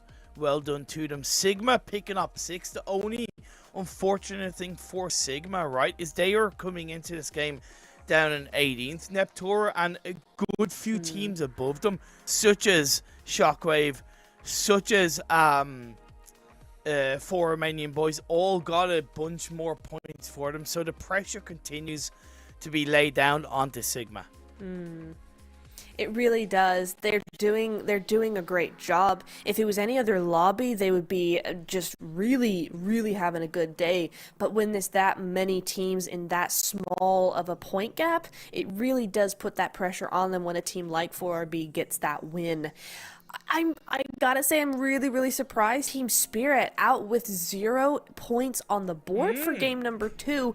I know we didn't see too much of them, but so much was going on, I forgot to look for them, to be honest. So they went out very, very early on. The last time I saw them was when we originally went back up to that mainland in Phase 2. Yeah, they had some okay rotations, but again, there's no point in rotating well if you don't take control of that position, right? And I think that's where Team Spirit were brutalized by teams around them when it came to that kind of Phase 3, Phase 4. I don't know exactly how they got squad wiped, right? Same as you. They stayed quiet, but that was also their weakness. Let's have a look at the overall standings after 2 games today and see if there's any significant shift. For me, KASIK, we haven't really talked like we got to give them a lot of credit. Their consistency in today's first 2 games, it's really been commendable, and they are solidifying themselves very heavily in the top of the standings. They are, and being just 10 points behind SBG. Now, granted, SBG have not had the most fantastic of days. It's nothing like day 1 so far, but KASIK, to be able to be within 10 points for S2 team, to be within 6 points of a team like SBG that held on to 3rd place throughout day 2, is looking really promising for both of those teams. We also see 4 Romanian boys moving up into 7th place with that. That just shows you how close it really is. Wasn't it 15th at the beginning of this game? No, they were 10th at the beginning of this game, and they moved up to 7th. But you're still right, by the way. It's still incredibly close, so well observed in that regard. SHOCKWAVE, in their own right, came into this game in 14th, and they're up to 11th. It's NEXUS Gaming that I'm worried about the most after these first 2 games, dropping down to 13th, and they're only like 11 plus points away from dropping down if the teams below them, bar breaking team, right, get strong results. And also Team Spirit, Neptura. Yeah, it's a little nerve-wracking for them, or for me, for them. You know, Team Spirit, I gotta go with my boys, but it's just not seeming to work. And when it comes to those points, it's just not being converted to points on the board, to those overall standings. So it is a bit of a worry, but you know what? We got 2 more Erangels and then 2 more Miramar, so there's still plenty for them to do. Lots of time ahead, and let's go to a quick break before we get into our second Erangel game of the day.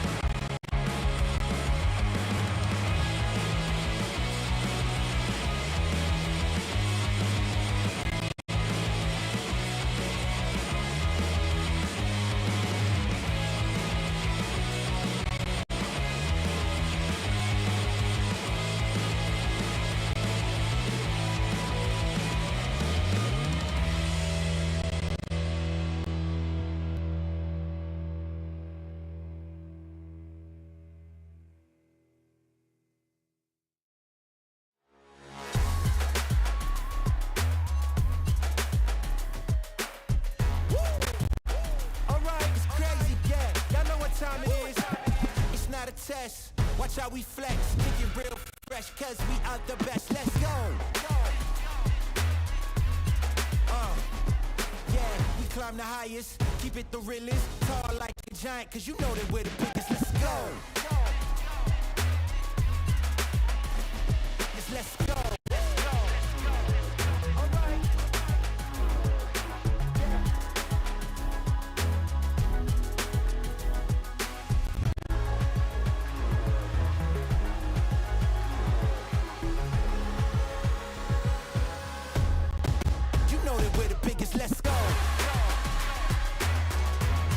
Cause we are the best, let's go.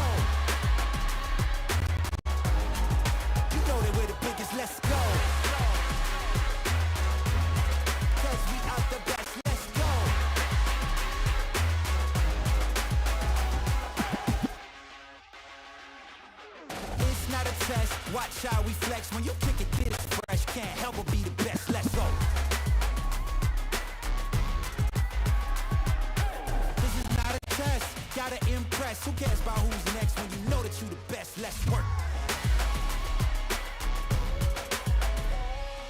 Let's go. All right.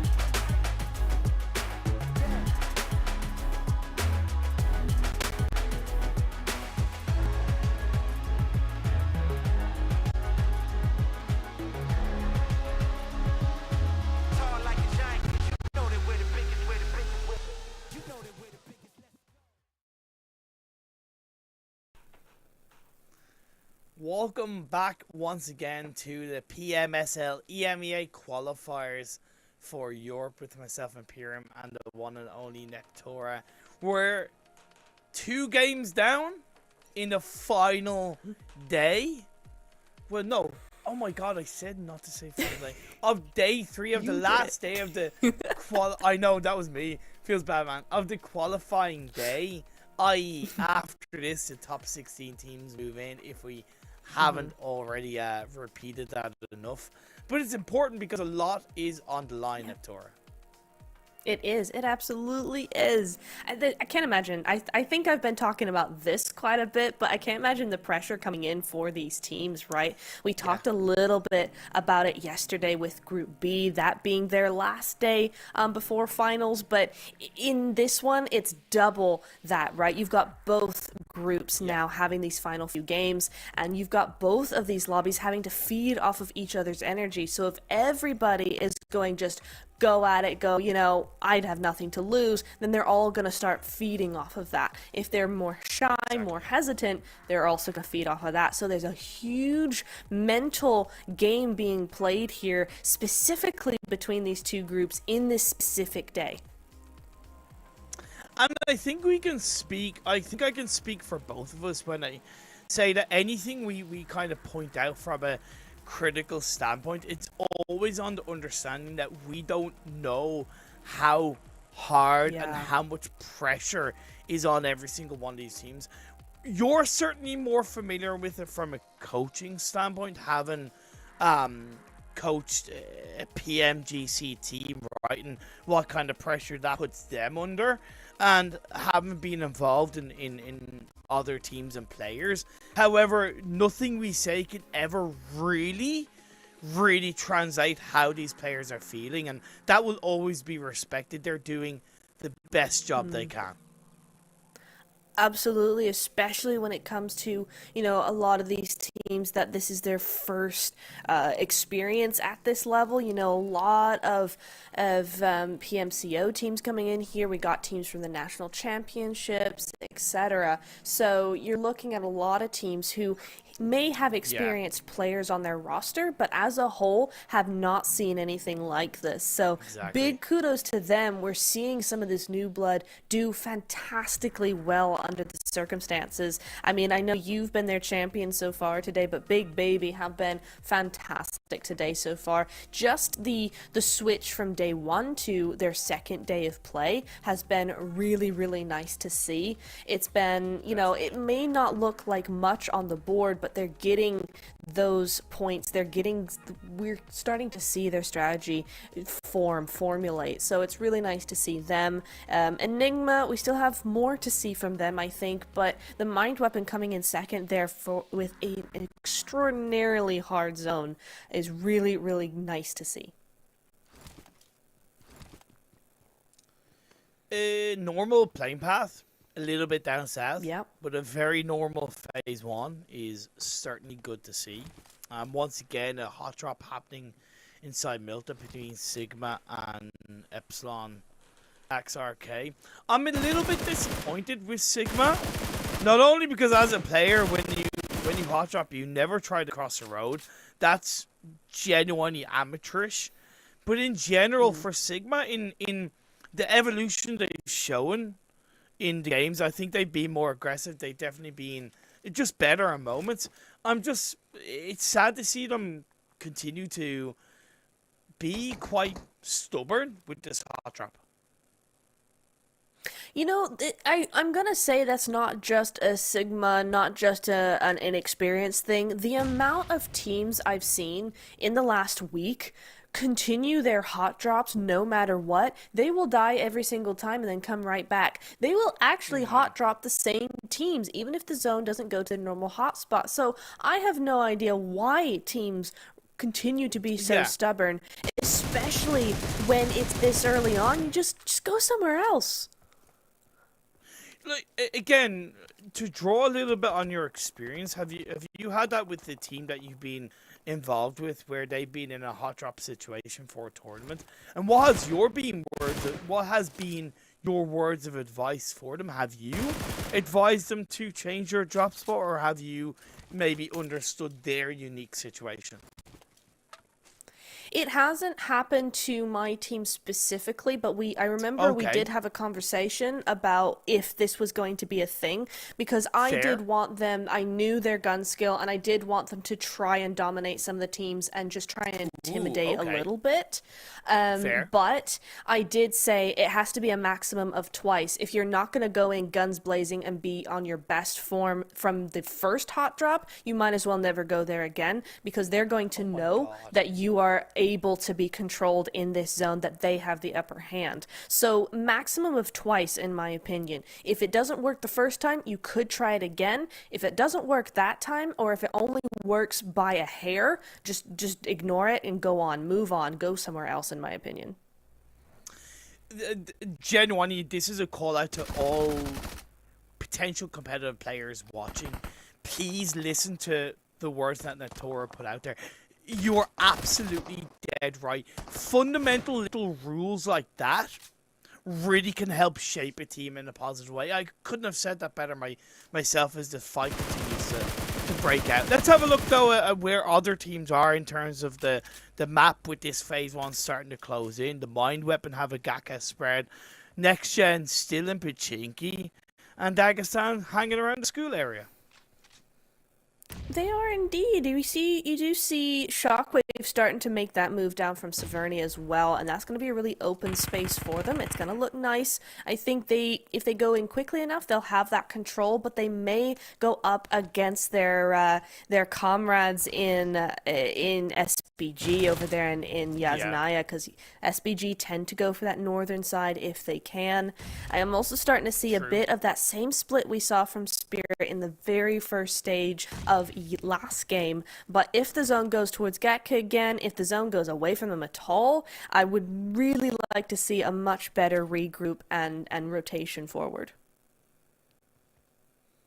They have a great position. I believe Compounds to the south of Potato Hill. It's on high ground. It kind of overlooks the farm terrain, and 3-1 split I think is healthy for phase 1. 4 Romanian boys hanging around Ferry Pier, so they have an opportunity to gatekeep Enigma. If I remember, they did that same thing in the last game. I could be right, I could be wrong. So yeah, time is ticking as Blue Zone starts to close in. This fight between Enigma and Epsilon XRK still going on. S2 hanging outside of South George. They have, I forget who it is to the left of them. I think it's the team that has a player nets. Escape Esports. They're in South George as well. I see. Yeah. Yeah, it's... I gotta say, I'm not sure about this fight at all. I mean, Milta is a really hard place to hot drop, because you have this, right? There's a massive road in between. Generally, teams take one side or the other. Really hard to get across, as we've seen earlier. And so I'm not sure that this fight is really worth it. I'd like to see a little bit of a disengage, but at some point you're going to be in too deep to get out. But the other hand is, how much loot do these guys really have? Sure, you loot on the side, but they've been so focused on each other. They've got a hard time to get into zone, right? SBG will be looking for this. They will start to hear these shots. It's a nice knock, but it's not going to be enough if they don't finish it ASAP. They need that push to back up.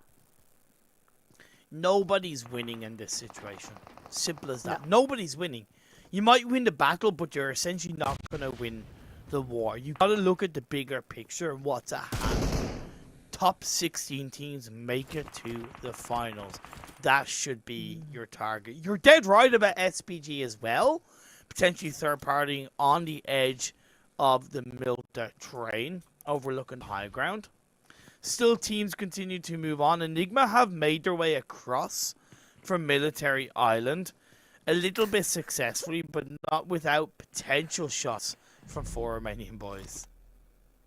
Oh dear, I have to laugh. I know. SPG just, what are they doing? They just swooped in. They're waiting in the wings, ready to take them on. They are. They're having a good time. And you know what? When teams do this with them, they kind of give them this opportunity. I'm laughing along with them. I'm sorry, Sigma. You're so much better than this. Ellipsion could do so much better than this. It's just... You know how I imagine SPG playing tonight's games? I imagine SPG are playing tonight's games in front of a wine and cheese board. Yes. Just go, let's taste some lovely cheese. Have a sip. Of course, once they're over the legal age, I will, of course, state that. But just like, this lovely, fruity, delicate wine. Oh, we're in game. Let's continue on. Let's move into the next circle. That's how I imagine SPG are playing tonight's games. SPG, I need you to DM me immediately after this and confirm this, because you absolutely should be doing this. If you're not doing this already, please do it for finals. I need to see how you play after that, because wine and cheese and PUBG is my perfect weekend night. Amazing. Exactly. Just add a little saucisse in there and you are good to go. And a few eliminations on the side as we see them getting them now there. They were sick of waiting. They want to move in. Phase 2, by the way, popped up and it centered perfectly. There's nothing crazy about it. What is crazy is also NEXUS getting involved, in considering where they lie in the overall standings. I wonder if that's a bit of a risk from them. I think it's a little bit narrow-minded and something I didn't really expect from them. Well, NEXUS has also taken, this opportunity to get some points. We've been talking about SPG because they're the guys that have come in from zone, but NEXUS have to push into zone, and I almost wondered that they didn't realize there was a team here. They always have this late of a rotation through Milta or just north of it. I think they probably tried that rotation, got wind of it, wind of it, and then went, oi, we could do that, but it wasn't from the get-go. It wasn't SBG going, ooh, the way that they did there. But again, like, the points that NEXUS need, the position they're in the overall standings, I just don't think they can afford to take these kind of risks. Even if it pays off, I'm still going to be critical of this. While both EPSILON, obviously EPSILON went out, but Sigma are technically still in this game. It's been swapped by an SPG NEXUS engagement inside Milta. This. We've been inside this city basically for the last 10 minutes. We have. I love how this is just switched. We were just harping on the two teams, Sigma and Ellipsion, for doing this. And then here we have SPG and NEXUS doing the exact same thing.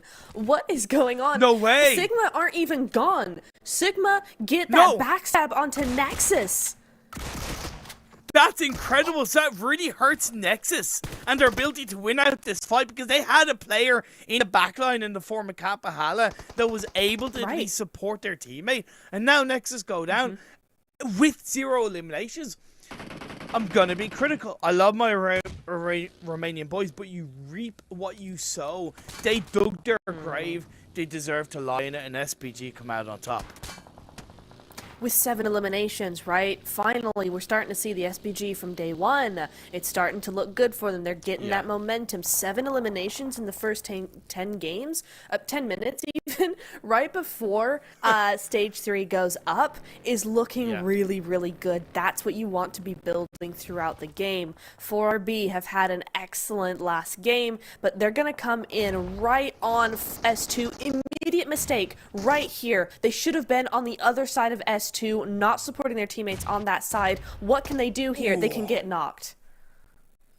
The fields of Pachinki that was evolved a couple of years ago at this stage to include these little crevets are great for staying protected, but it is a magnet for nades. And S2G, they make 4 Romanian boys pay, and just 1 player left alive. Another Romanian team will go down. Phase 3, by the way, once again, centering up quite nicely. It does involve a lot of Pachinki.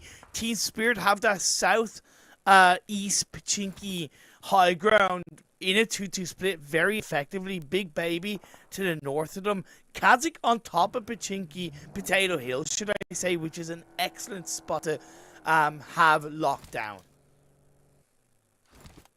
I'm so mad at 4RB for that. That was a massive mistake right away. It was. And the first 2 to get knocked were the 2 that went to join their teammates. So I'm really mad at them for that. But it does look like Spirit have a massive 2-2 split coming in here. I'm surprised, but it's at the same time not surprised, right? I'm surprised that they're going for such a large split. I'm not surprised that it's Team Spirit who's doing it. This is a team that if anybody could, they can. So I like this from them specifically, and I want to see what they can do with it. You're quite right. KASIK have a fantastic position, but I'm also looking at Escape. They continue to have the empty situation in zone. Moving in from game 2 now to game 3, it's the same situation. And they have Pachinki Hill. I would have expected NEXGEN to lock down Pachinki Hill. In my opinion, they left that door wide open. That was a big potential late game mistake from NEXGEN. Yeah, and it's looking more that way, doesn't it? I mean, NEXGEN, if they really get their skates on, could get in front of Escape there, but I think Escape are going to have that opportunity much faster than NEXGEN can get into those vehicles. Exactly. It's going to be a tough one for them to get going. Dagestan, though, in a world of hurt, SHOCKWAVE right next to them. It looks like SHOCKWAVE are going to get ahead of them just a little bit as Dagestan try to get this wraparound, but they don't think it's going to work. They go back the way they came. But they're going back on the wrong side, I have to say. You got SPG, you got Big Baby, you've got KASIK on this side as well. Both teams now going for it. It's going to be such a bloodbath. SHOCKWAVE pulling the punches possibly a little bit too early. KASIK are moving out. Razorino gets out of the vehicle into the comfort of his feet as he tries to dance around the players of KASIK. Nades will be important. In the backline, Azer spots a player from KASIK and will be saying to his teammates, look, do not peek too much over the hill, and knock goes down. Exashipa will confirm it. Now 4 players left while Azer disengages. Dagestan looking for the backstab from behind. The first team to move into this position was SHOCKWAVE, and they could be the first team to go down as another lovely nade gets a knock into Razorino. That was beautiful. I'm surprised the first one didn't get him either. I mean, that was such a good nade, but it was quickly followed up by obviously a better one. KASIK continuing control here. This really nice split coming in here. They're doing such good work with that DBS. Is that a 4 times I see on the DBS? That's kind of crazy of you. But Dagestan gonna be moving on in as well, taking advantage of this chaos, trying to get some car eliminations. Cars are great for that chaos factor, and it is going to be working. Team KASIK just down now 2-3 players. They do lose 1 there. Which team is going to work out this way? Limbo Boom does take a little bit of damage, but as the zone continues to move on in, it does seem that Dagestan has the advantage. Oh! As much as it's worked out for Dagestan, I do think they could have been a bit quicker on that engagement and possibly taken out both SHOCKWAVE and KASIK. So I'm going to be just that tiny bit critical, but otherwise an effective third party nonetheless. They still have to move into the circle, and by taking out SHOCKWAVE by pushing earlier, that would have been an entry point, whereas now, because SHOCKWAVE disengaged on 2 players, they're able to hold them out into the edge of the circle. Right, absolutely right, but no.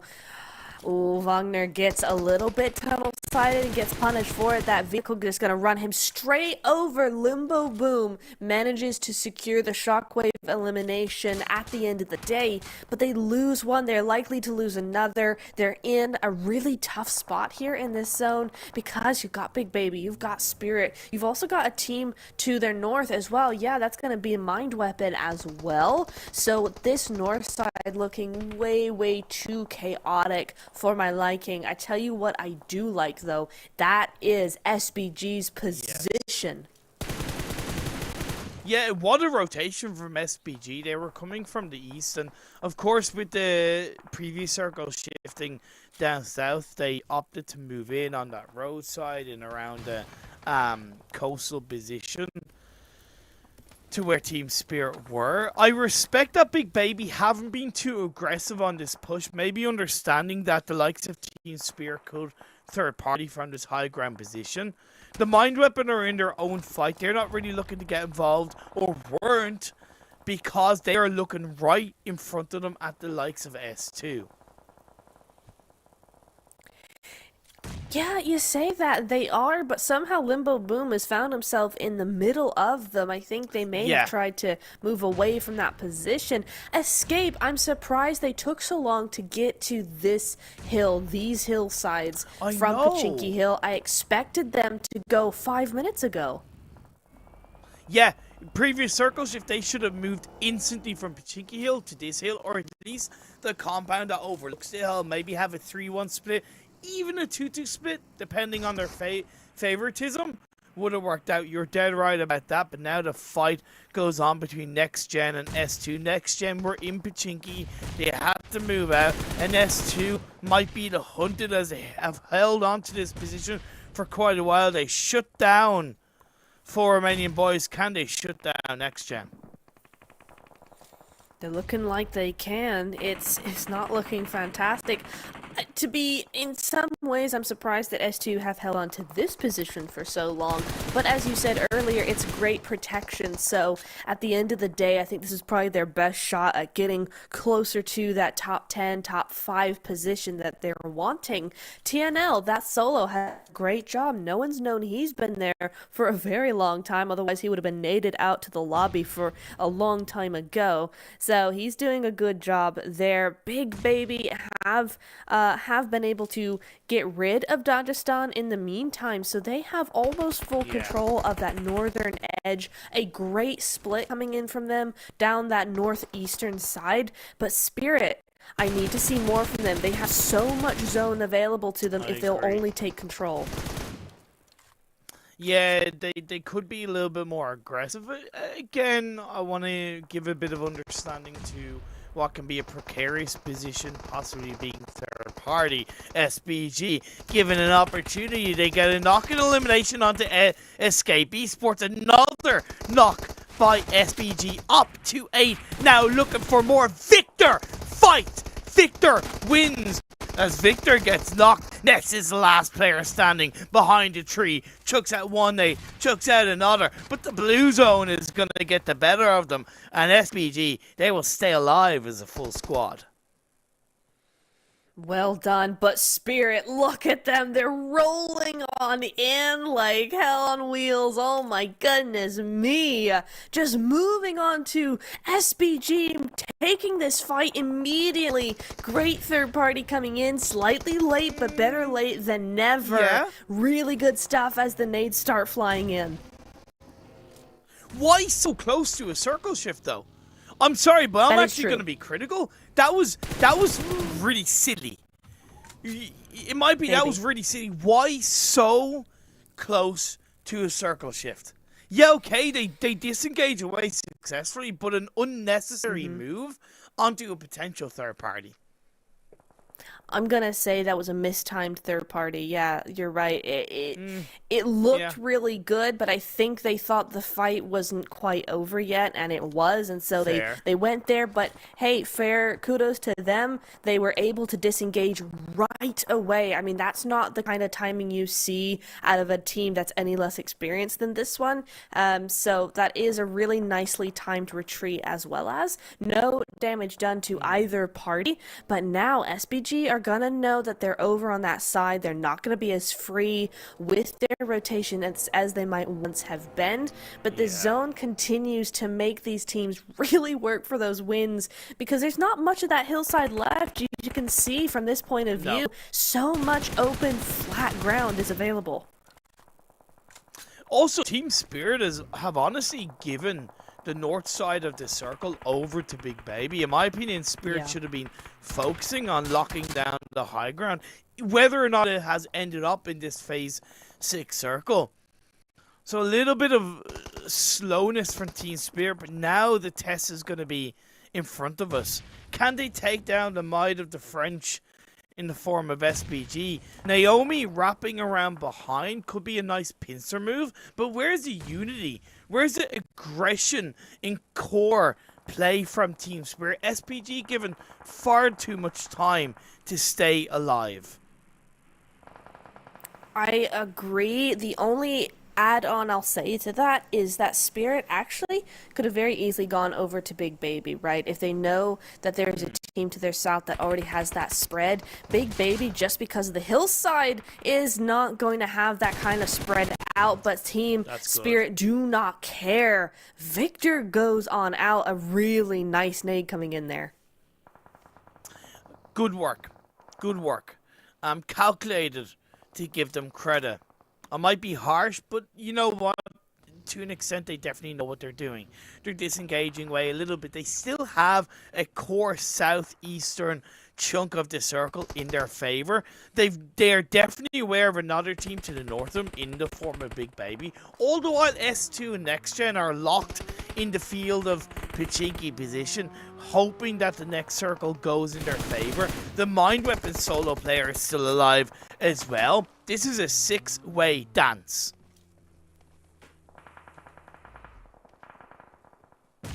Interesting that Effect is the only player to have 3 eliminations right now. I mean, it does kind of, it's interesting, you know, I'm not sure what to make of that just yet, but NEXGEN is gonna take out S2 there. Finally, this has been the fight that everybody else in the zone has been watching, and here we go. SBG, what a team, moving straight on in with those vehicles, and it's over in less than a second. Wow. Ruthless aggression from the French team, knowing exactly when to move. And even though that position isn't inside the circle, knowing that that team is taken out, it gives them more of a movement to get into the circle. Just third party onto Big Baby. We've got 3 teams left in this game. Team Spirit, Big Baby, and SBG. Have decided Big Baby bitten off more than they can chew? Have they put themselves into the shark-infested waters of the late stages of the game against the might of SBG and Team Spirit? Can they get away from it? Well, they're certainly trying. Dennis gets a fantastic knock onto Nomi. Beautifully done. I think whether or not they've put themselves a little too deep, it doesn't matter. They're top 3 again. This is their second top 3 today so far. So those points continue to climb as Dennis continues to rack up those damage points. Slowing down SBG considerably. Team Spirit are now moving away. They still have information given by Nomi. Dennis gets knocked, unfortunately. Narvello is going to signal the end for Big Baby. A valiant try and correctly a second top 3 finish for them. They're giving it all they have in these games, but it comes down to the final 2. Team Spirit against SBG. This is the kind of battle we get to witness on the global stage. However, we are getting it in the PUBG Mobile Pro Super League EMEA qualifiers. That's how tough this competition is. Can Team Spirit get their second chicken dinner of the tournament?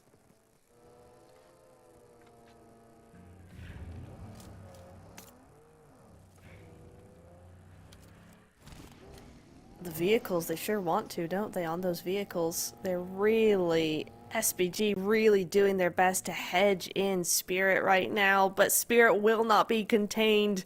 They're gonna go around the outside. Clever. Knowing that Narvello is in the back line, getting that information will be integral. Looking for the counterplay. This is chess-like movement, but are Team Spirit too exposed? Are they too separated? Kitsune gets out of the vehicle. Effect will get knocked down by Snowix. Flatten like a pancake. Spirit down to 2 players. Down to 1. Down to 0. SBG don't even need to get rid of any weapons. They take down Team Spirit just like that. That is my favorite game of the day, of the weekend. The disrespect. The disrespect, way though. The disrespect is real. That's like SPG saying to Team Spirit, you're not even worth the weapons. You're not worth it. You're not worth the ammo I've hoarded. That's a French arrogance that we love to see. Yes. Yes, absolutely. Oh my god, I'm gonna need to take 3 to 5 business days to process what just happened. I think Spirit are gonna need the same amount of time because they don't know what just happened. They tried to be clever with it. That almost succeeded, but 29 points. 19 eliminations. 10 placement points. I said they were coming into today having fun. And I firmly agree with that, but I also firmly believe, and I said this to you before broadcast, SPG have been the blueprint team of the qualifiers, of this EMEA qualifiers, and it speaks for itself. I do want to say well done to Team Spirit. They certainly could have been more aggressive in moments, maybe taking out Big Baby earlier on, which would have led to a possible stronger engagement against SPG. However, still good to get 10 points in this game. Absolutely. Absolutely. It is good, especially when you realize Team Spirit is one of those teams that had that tie coming into today on 50 points, I believe. So, you know, it is looking good. 10 points is better than nothing. It's certainly better than what they had in the last game and the game before that. But as well, Sigma got 3 points. We talked a lot about them, but 3 points on the board after that very strange Milta. Sure, why not? EPSILON able to just get that 1 point as well. I do feel bad for the Nameless, I have to say. They had that solo in that guard tower for so long and still only get 1 placement point out of all of it. So it's really where it comes into play, where these point systems, they prefer teams, they favor teams, because then that's where you get those eliminations. If you're a solo too early on, only 1 placement point for surviving 20 minutes, which is so hard to do. But at the end of the day, it's a team game, and they got to a point in this game where they're left with 1 player alive, and that question has to be asked of what they did wrong to cause that. Let's have a look at the overall standings to see where we lie after 9 games played. We are halfway through the last day of the qualifications. SPG, it speaks for itself, right? 2 chicken dinners. They are firmly on top. For me, it's kind of 4 Romanian boys. Yes, it wasn't the strongest result. They went out early, but again, I think they're doing enough with 3 more games to go just to stay well above that kind of position of falling down to the bottom half of the standings.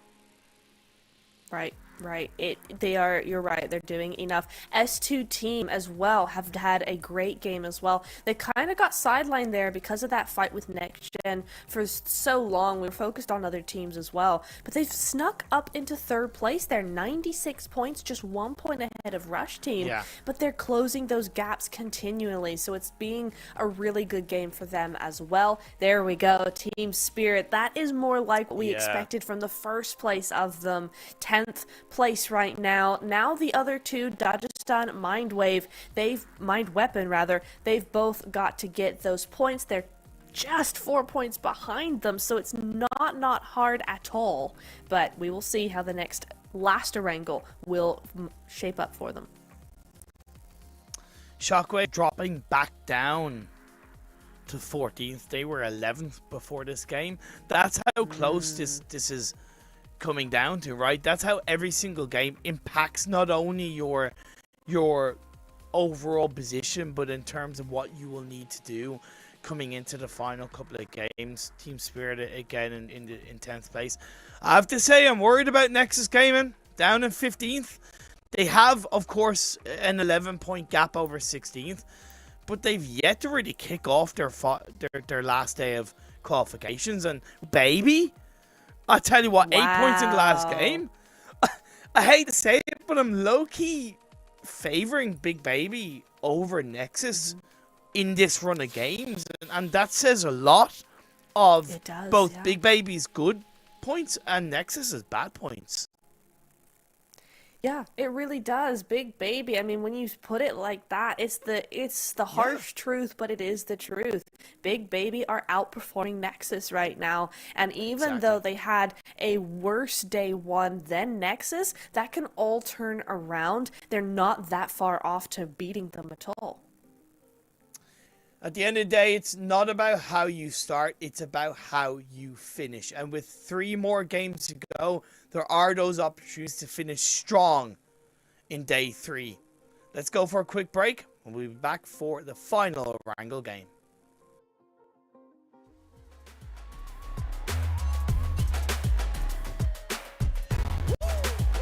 Alright, it's crazy, yeah. Y'all know what time it is. It's not a test. Watch how we flex, kick it real fresh, cause we out the best. Let's go. Yeah, we climb the highest, keep it the realest. Tall like a giant, cause you know that we're biggest. Let's go. Let's go. Alright.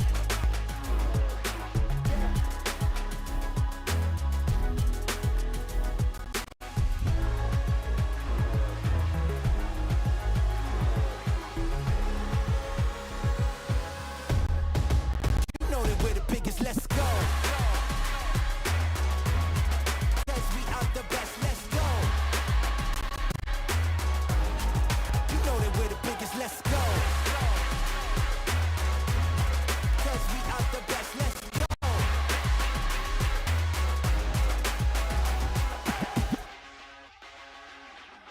It's not a test, watch how we flex. When you kick it this fresh, can't help but be the best, let's go.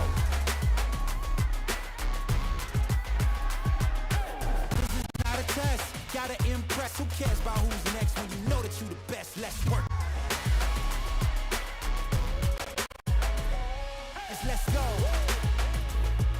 Alright.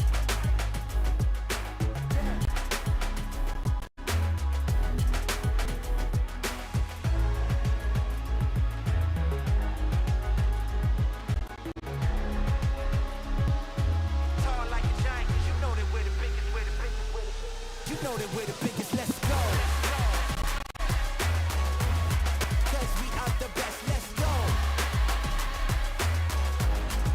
You know that we're the biggest, let's go. Cause we out the best, let's go.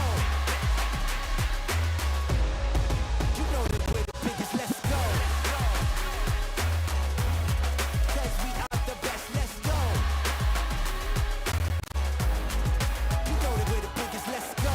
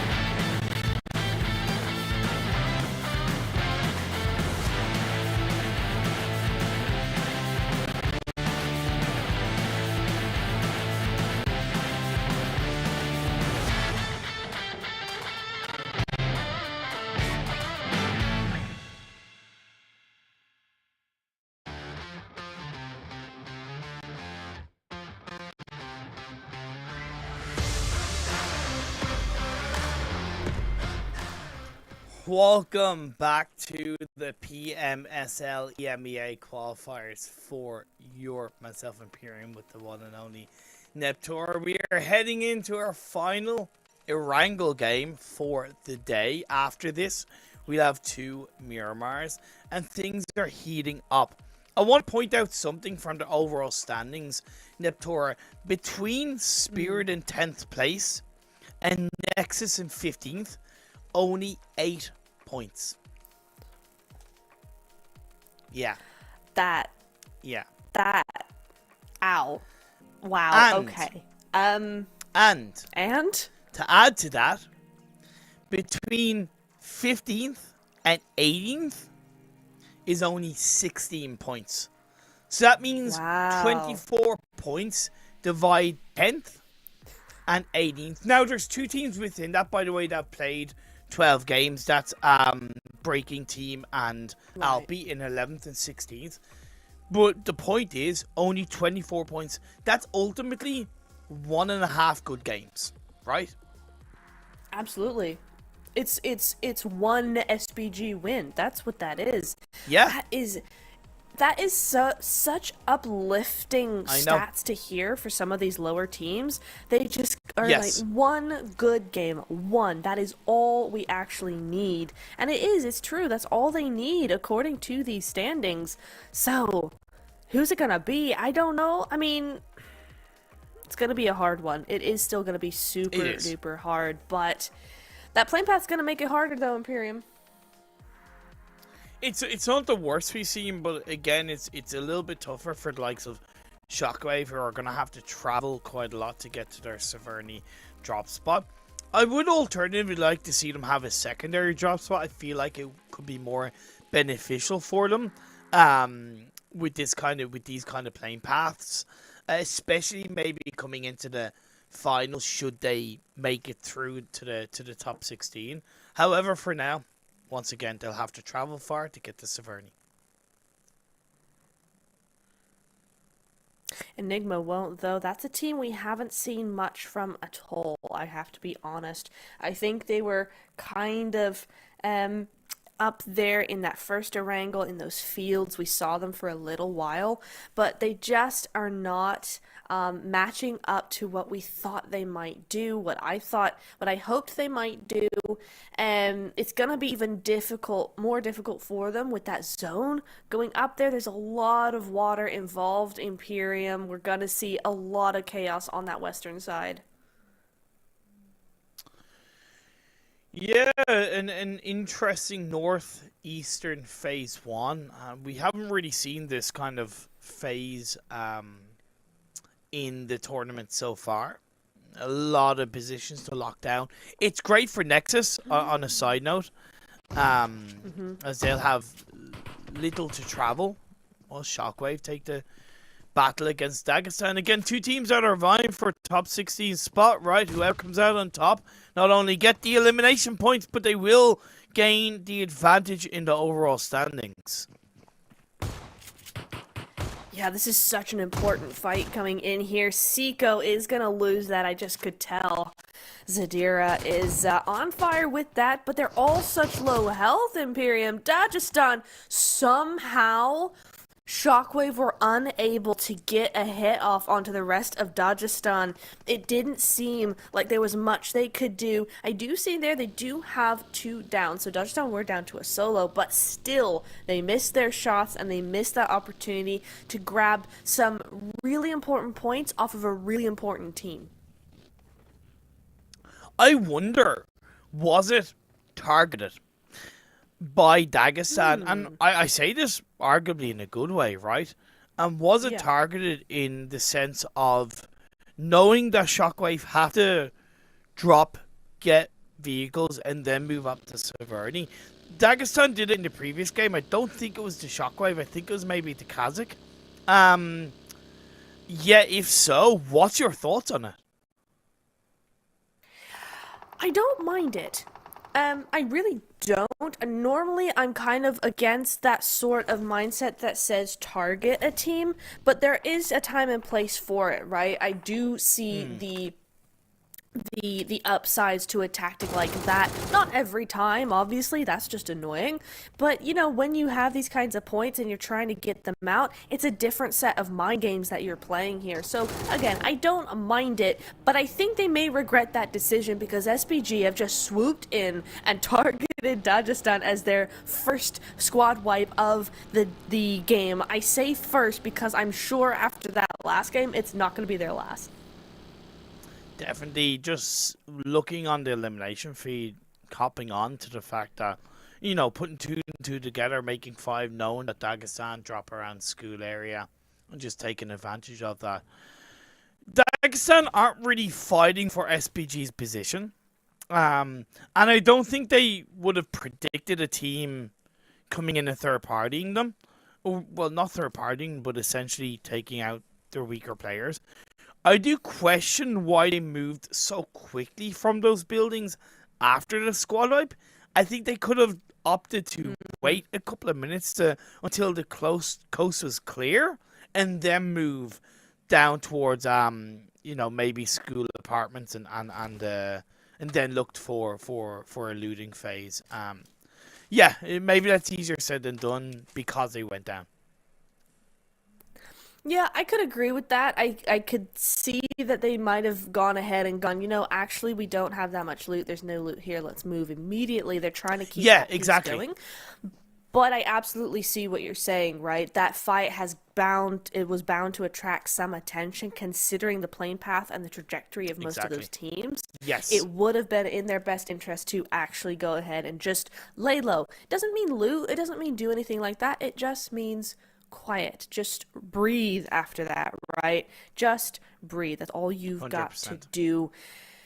EPS, we see them. Thankfully, they did not go to Milta, and neither did Sigma, so they were listening to us. Thank you very much for doing that, because they're alive, aren't they? They're not in the middle of a fight, aren't they? So, looking good. Sigma, same deal. They're in Primorsk. They're on their own.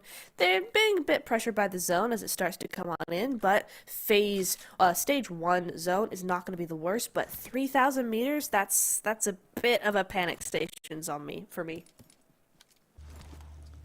It could have a little bit of a knock-on effect to Nexus's focus on controlling more of this phase 1, because they could presume justifiably that both EPSILON and Sigma dropped in Milta. Now they would, of course, will have not heard any bullets, but it wouldn't stop them exploring the edge of Milta.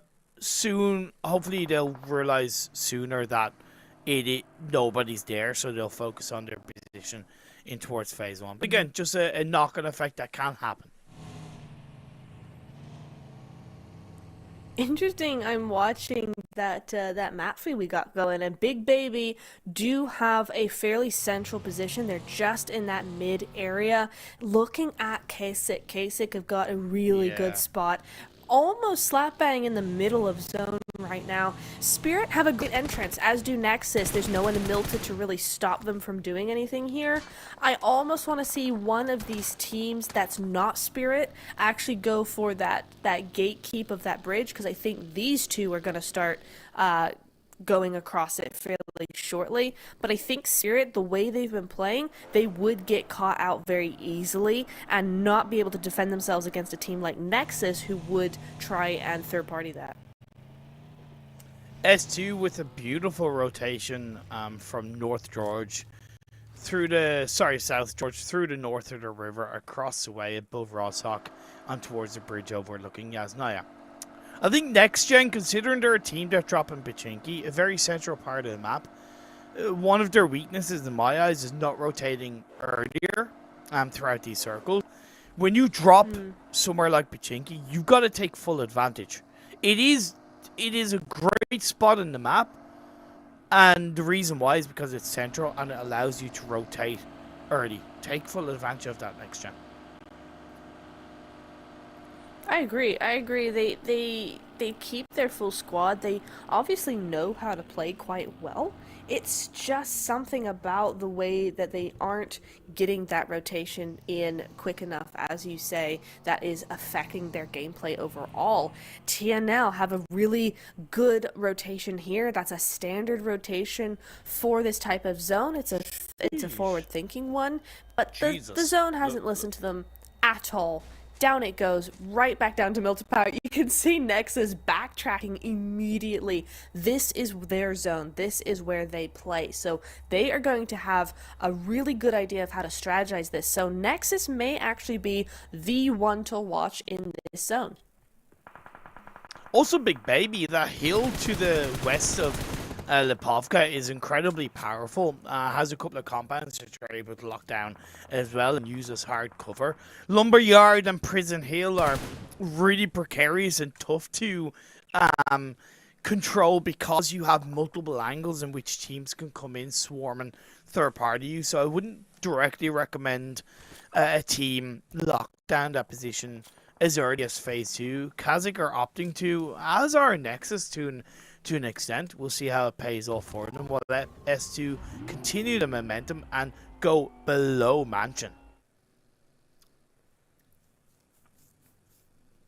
KASIK in a little bit of a hot spot here. They've got enough cover to be okay for now, but the teams are starting to close up ahead of them, around them. I think we're starting to see them trying to move up a little bit, which I don't mind, but if they are going to use shelter, which wouldn't be the worst position for them, I really would hope that they would use a bit more than what they were using at that point in time. Yeah. However, it looks like KASIK don't really want shelter at all. The mine weapon going to be taking over this area, and KASIK, I don't blame them for wanting the hill. Yeah, but here's the thing. KASIK have been around this area since the very start of the game. Why are they the ones being pushed back?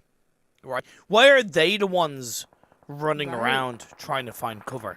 It should be the other way around. I know Penchik has gotten a knock onto effect of Team Spirit now, but when you look at the mind weapon, what the mind weapon were doing towards KASIK, I don't think KASIK should have allowed that. No, I can see that for sure. You have a point. I agree with that. It is nice that they're moving around now. Here comes the full send, but it's half-hearted at best. I think you've got his teammates just kind of running around in those vehicles, trying to make a lot of noise, but not a lot of bite to their bark. Right? KASIK doing a little bit too little.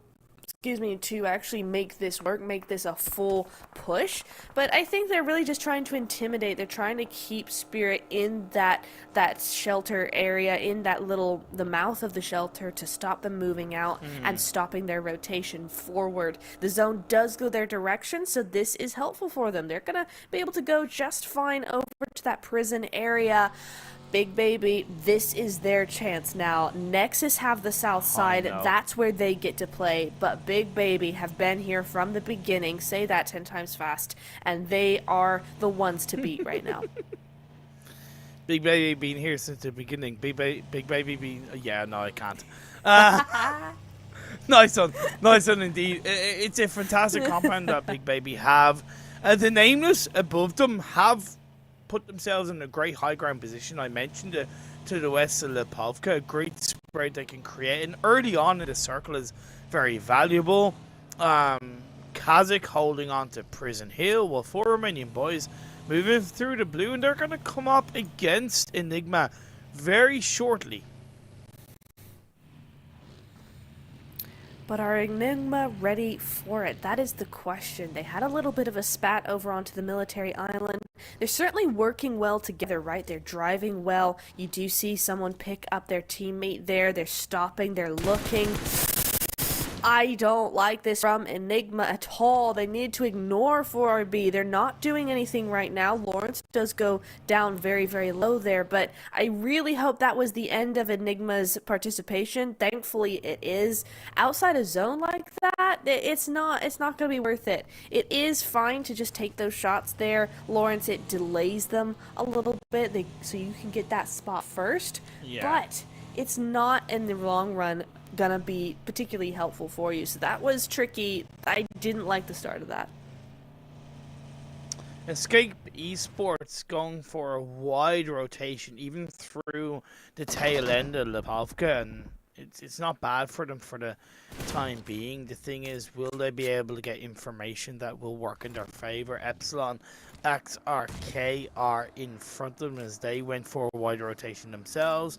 Sigma behind them, so they're getting involved while this fight between NEXGEN and the Wind Weapon starts to break out in around the shelter tunnels. NEXGEN Shinra through the car gets the shots. Nades coming through. It's going to get a double knock, a triple knock onto NEXGEN while Spirit comes in for the third party.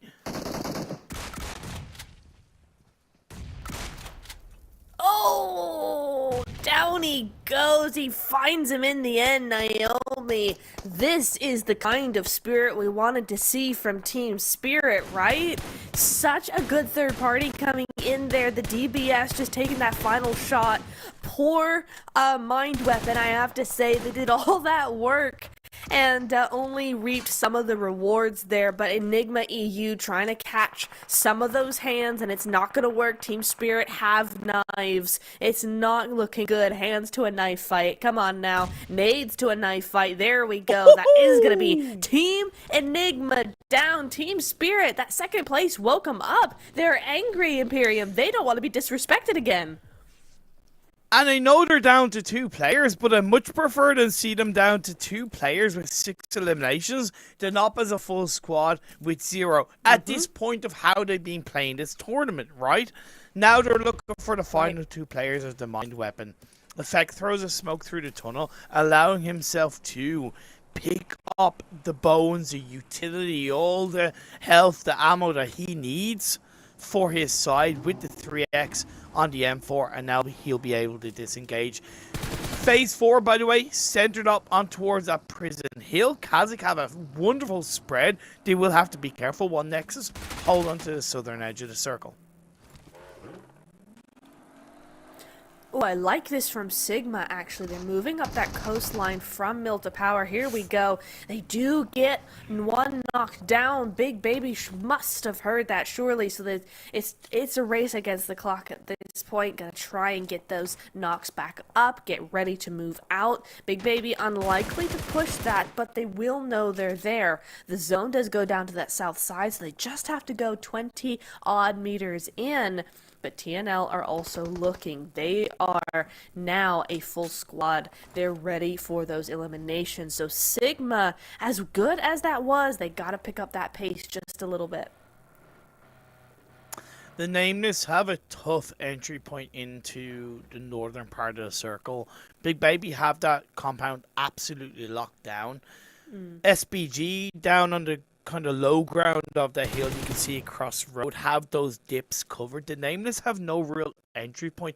Maybe they should be the ones to push more aggressively towards Sigma. I don't know. That could have worked out. They could still do it. And it seems like they are going for it. But 4 Romanian boys are in their way. That's going to be a battle they're going to be taking off. Goodness me, Mind Weapon in the meantime do go down, but Sigma seem to have completely surprised 4RB right now, only losing 1 in this fight so far, as 4RB just down to that 1 solo. It's currently a 1v2. I wish we could see that, because Sigma again doing Sigma things, looking really good. But in the meantime, we do see TNL, the Nameless, they're doing good stuff. They're rolling around, they're scouting, they're finding things. I like the confidence that sort of play shows us, but that's a good nade. That's a good spray as well from the other side. Oh, S2 Wandu, he's not the only one there. He's got backup. Well, S2 have a great spread. Having that 3-1 split allows Wandu to kind of gatekeep and slow teams coming over the dip of the hill while his 3 teammates cover him from behind. Wonderful split on that kind of edge of Prison Hillside in the north side. But how will this next circle go? SBG actually rotated dead into prison. A very bold move. I don't think it's something they would normally do, but I feel like, again, it's just part of them having fun. Plus, with the likes of KASIK on that kind of hillside and S2 on the western hillside, it was always going to be difficult for SPG to find a deeper way unless they went for a wide rotation. NEXUS can now use this. I really like this for NEXUS. They can now use this entire south side of the zone to just do whatever they want. Everybody's been so occupied with that northern side. So many teams had to come down from there, from the old center, that now NEXUS have hardly anybody to actually work with there. They're looking pretty good. Nobody, yeah. Nobody pushed up. Nobody pushed up onto the Lumberyard hillside, and I'm kind of surprised. Yeah, I am as well. I think a lot of teams thought maybe there was already teams down there, and they thought the north side would be okay, and then the north side was not okay by a long shot. Even Team KASIK, who had that opportunity from shelter to use that top of that hill, they're also surrounding prison. They're also down to the south side. Now we see Big Baby starting to push in, and this may end up being a three-way massive fight here. Yeah, it's going to be a three-way dance for sure between the Nameless, KASIK, and Big Baby. I don't mind where KASIK located themselves, because I think being higher up on the hill is actually exposing yourself too much towards the Lumberyard where NEXUS hold themselves. So I really appreciate where KASIK have put themselves in terms of that Prison Hill dip. Big Baby are going to get stabbed in the back over. Lady gets knocked. So Big Baby will be on higher alert, plus KASIK, hearing those shots, will be aware of the elimination feed. Big Baby are doing good things. The only thing that worries me is the 0 eliminations to their name. They're about to try and make that at least one as TNL start to feel the heat of these teams all on this little cluster of the zone. But it's looking good for a lot of teams and really bad for a lot of others. NEXUS, we've said that maybe their time will come later on when the zone continues its trajectory, but they're still on just one elimination so far. They haven't backed up that placement with those points yet, but that could all change. It may end up not doing so for TNL, though they continue to get pounded by Big Baby again, who have gone down quite quickly, but at the same time have done such a good job. Ground and pound for Big Baby as they are just one player left up. Can Overlady get revived up? Unlikely, as Dennis opts to just leave his teammate behind and try to find a bit of cover in towards the high ground of this circle. Sigma get eliminated. We're down to 7 teams, 21 players left alive. The Nameless have done a valiant job of moving in from the high ground across the prison, controlling this position, while KASIK have stayed fairly quiet in their own right, allowing the Nameless to move on forward. SPG had to disengage away from prison, by the way, and try and find a way behind KASIK, but it hasn't worked out.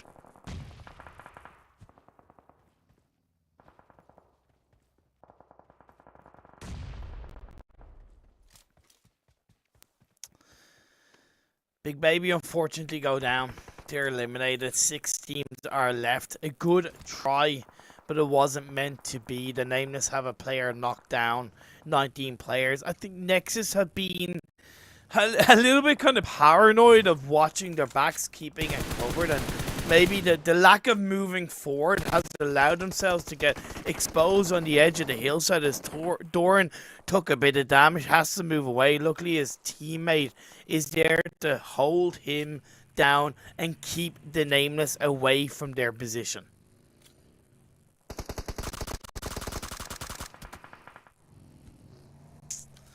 Now as Doran moves in, Kapahala gets the opening knock. He's a little bit on his own now. He needs to be supported by his teammate, and that's going to be the vehicle play moving in. Redox, Exo Machina, Doran in the front line, Kapahala in the back line. Will KASIK look to get involved until KASIK clear out SPG? I think this is going to be a single fight versus single fight. Doran gets knocked down, goes a bit too far forward. Exo Machina riding around. So is Redox, but he gets out, gets knocked down. What kind of play is this for NEXUS? You're missing the clinch moments. You're missing the plays that really count. You're having those car movements that are just too foolish, too silly. And now Spirit move in from behind. They knock down Kapahala, and suddenly Nexus find themselves down to just one player, while the Nameless have 3 players up.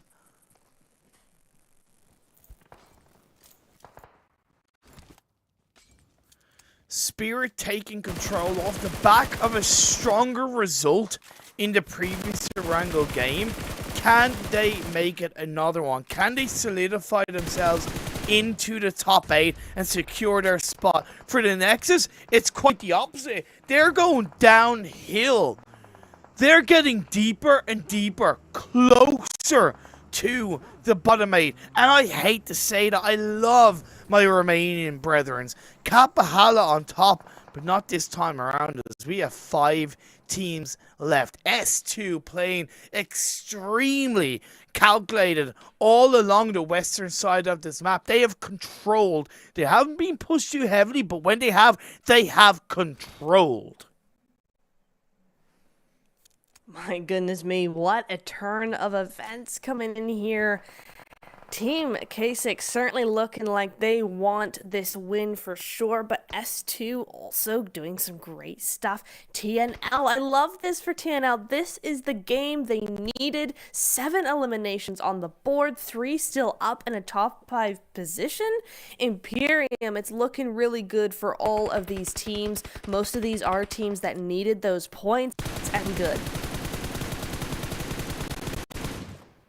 Team Spirit under a lot of pressure. The Nameless, my god, 7 eliminations and counting. This team are currently 17th in the overall standings, and they want that top 16 spot. The team that is ahead of them, Breaking Team, are not in today's game, so that is a single target that they can very easily climb up. With Nexus going down earlier, that could be another team they can jump at the end of this game. S2 being spotted out by Team Spirit. KASIK holding on to this prison hillside. They dealt with SBG accordingly, but now S2 is their next target. But TNL, they get the backstab. Don't they just? What a game coming in here. I'm so surprised that teams have not spread out further to that southern side, though. You're still seeing the majority of those teams in that northeastern side, which is just crazy to me. But here we go. SBG falling now, finally, to TNL. That's got to be at least 9 eliminations for them now, as S2 looks towards Spirit. Spirit looking in a rough spot right now. Are they going to be the next to fall? Let's see if they can find out. The tipping top of the prison mountain locked down by S2 as they put pressure on the KASIK. The important thing is KASIK are still up as a full team. Penchik, the playmaker for his side, still alive, while looking to reflect on his play, his moment to matter. Webb from S2 moving around. Sorry, Wandu from S2 moving around, possibly putting Spirit under pressure. The revive getting pulled off. 4 teams are still alive. This is trickling to the end. Tell you what, for how fast this has gone, it's also going really slowly. These teams are taking their time with this. They're being slow. They're being calculated here. Spirit have not hardly moved a muscle in the last few minutes. They did get that res back up. The beautiful nade goes over onto TNL, and that is starting to spell disaster. KASIK now taking that fight, that knock away from them, steals the elimination. Down goes another one. Shoom is the only one left up, but only with a sliver of HP. In fact, if he can get this knock right, no, he cannot get that nade. It will be KASIK in the end of the day to take them out. Well done, but 8 eliminations, top 5. That's exactly what they needed. Great effort by the Nameless, but Spirit knowing exactly how to move in that fight, knowing that they can't play by foot, they can't push on foot. It had to be the utility, and KASIK picking up the final elimination. 3 teams remain.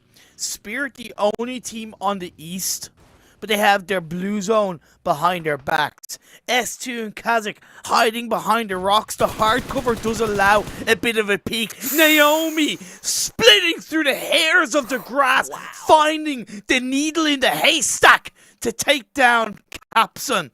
Wandu is there. Are S2 taking too much? Are they fighting too many teams at once, right? Are they giving the full team of KASIK this chicken dinner? They know that they've got to hold things back. They know they've got to shut down either Team Spirit or KASIK as quickly as possible. My money's on Spirit because they have to all move in, right? It's stage 9. You've got to get into that center of zone. It's a nice split they're doing as well. They're not tunneling vision. They're not choosing either. They're choosing both. But when Spirit has a knock on your team, on an elimination now, you have got to do something about that nice little damage there. Trying to get that damage with that buggy explosion, but it's not going to work. S2... they're looking pretty good here. It's just this thing of, yeah, you're right. KASIK, in many ways, just have to sit and watch because S2 and Spirit are in position in such a way that they have to fight first. S2, unfortunately, not able to really capitalize off the back of the knock because they took off too much, because they tried to spread themselves too thin, and they go down once again. A knock by Spirit, a knock by KASIK, countered in return will slow KASIK down. This is the final circle of the game, and Team Spirit are looking to strike as they move up the hill. Naomi with a nade, primed and ready, inside the corner of the blue, inside the hard cover of the rocks, and Team Spirit from Serbia come out to take down KASIK. But now, the last victims in their fight for a chicken dinner on Erangel. They got disrespected by SBG, but they're going to be able to redeem themselves by taking out S2 and claiming the chicken dinner. My boys are back. Let's go. Kitsune on top as it should be. I have been such a fan of this guy. The boys behind him are such good players as well. I'm so excited. They finally got a win. It's been a long time coming, Imperium. We've been talking about them every day. They've been able to play and not been doing as well as we would have liked. But this is where it all changes. I love that SBG were the fire underneath them to get them going, because this was an excellent win from them. They waited it out. They calculated it, and they won as a duo. Such a good game. I think they moved generally very well. They took advantage of moments where they were able to third party. They played the game extremely well, shut down Nexus from behind, for example, and just, you know, show the experience that the team as a whole have within competitive PUBG Mobile, and a fully deserved chicken dinner. I think S2 were kind of not, when I say this, I don't mean it in a really bad way, but the biggest losers of this game, right? Because they spread themselves too thin, they didn't focus enough on one specific team, and they got whittled down and only got 9 points for it. Right. It is a difficult one. I tell you what, Sigma did such a phenomenal job to me. I know. They were aggressive. They held on when they were just a solo, when things didn't work out. 9 points, you know, yeah, sure, you want to get more placement points than that, but they did a great job. I think we're seeing far more than the points are letting on here, particularly when you're thinking about their future. The Nameless got double the points of Nexus. I will give credit to Nexus because they still walked away with 6 points. However, you know, I had to point out the failings from that game. Big Baby getting 1 point, unfortunately, hurts their journey. Same with Shockwave as well, going down with 1 point. With 2 more games left, again, just the opportunities available are really slowing down. They are dwindling bit by bit, game by game. game. I feel really bad for Big Babies there because, again, as you said, their trajectory has been so good. Yeah. They played the position of that game so well, but in the end, again, the just points are not converting. The skill shown in game is not being shown on paper, which is a real shame there. But SBG able to get a bigger gap, as if they needed more of a gap. They get an even bigger one, 125 to 109, and S2 team solidifying their top 3 spot. KASIK close behind. Team Spirit now into 6th. Yes, there we go for them. GG's. But it is getting closer and closer between these teams. I know 4 Romanian boys had a poor game, but I think, again, the points they have is enough to keep themselves comfortably in the top 16, so I'm not too worried about them. Essentially, the top 8, I'm not worried about. It really comes down to this second page and how close it is from 9th place down. Both Leo and Lithuania not playing today, of course. Dagestan holding on to 11th. Nexus jump up to 12th, but look how close it is. 58, 58, 58, 56, and the Nameless knocking down Breaking Team out of the top 16 and putting themselves up there. Nicely done. The Nameless that was such a great game from them. Really, really close. But Sigma does the same thing. I know. Now 45 to 41, 3 points behind the Nameless. They are looking good too. That was a massive game for both teams. You asked a question. Will this come down to 2 to 3 points? It's going to. Yes. Right now it's 3 to 4. A Big Baby, I really want to keep them in with the fight because they deserve to. They've shown that they can. Yeah. It's going to require arguably like a chicken dinner to an extent. However, even 10 points in this next game will give them the boost that they can. It also depends on how the likes of Sigma, Nexus, the Nameless do in this next game. Man, it's just so damn exciting. It really is. I'm so ready. I'm ready to get into the next 2 Miramars. I mean, the Wrangles are done, right? The comfort zone of that OG map is done. It's over. We get to see the snipers, the DMRs maybe some of those hot drops as well. It's a completely new map for the final 2 games, and I am here for it. The desert brings dehydration. Well, who has enough hydration, enough water, enough hunger to fight till the end and qualify for the finals outside of the zone? After this break, we will find out, so don't go away.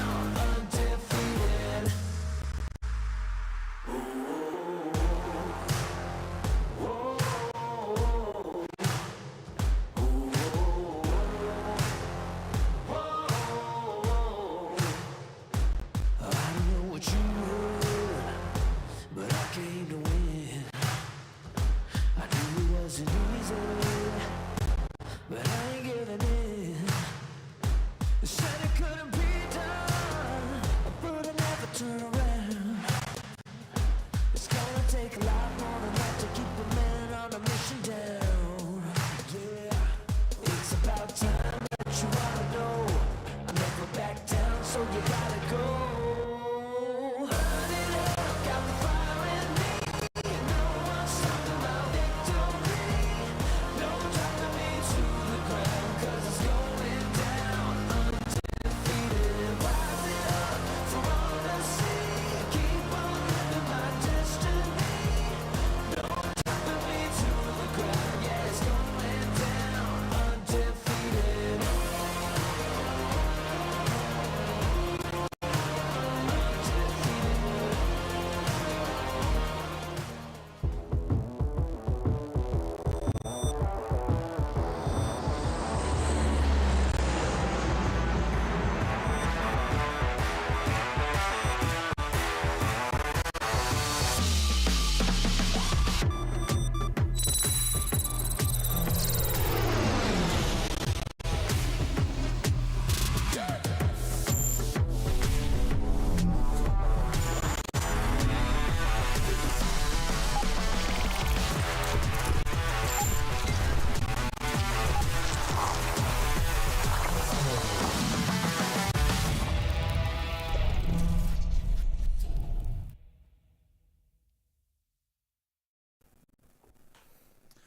Jesus. Okay, welcome back to the PMSL EMEA Qualifiers Europe. I'm getting a little bit overwhelmed with how exciting of a finish we're heading towards.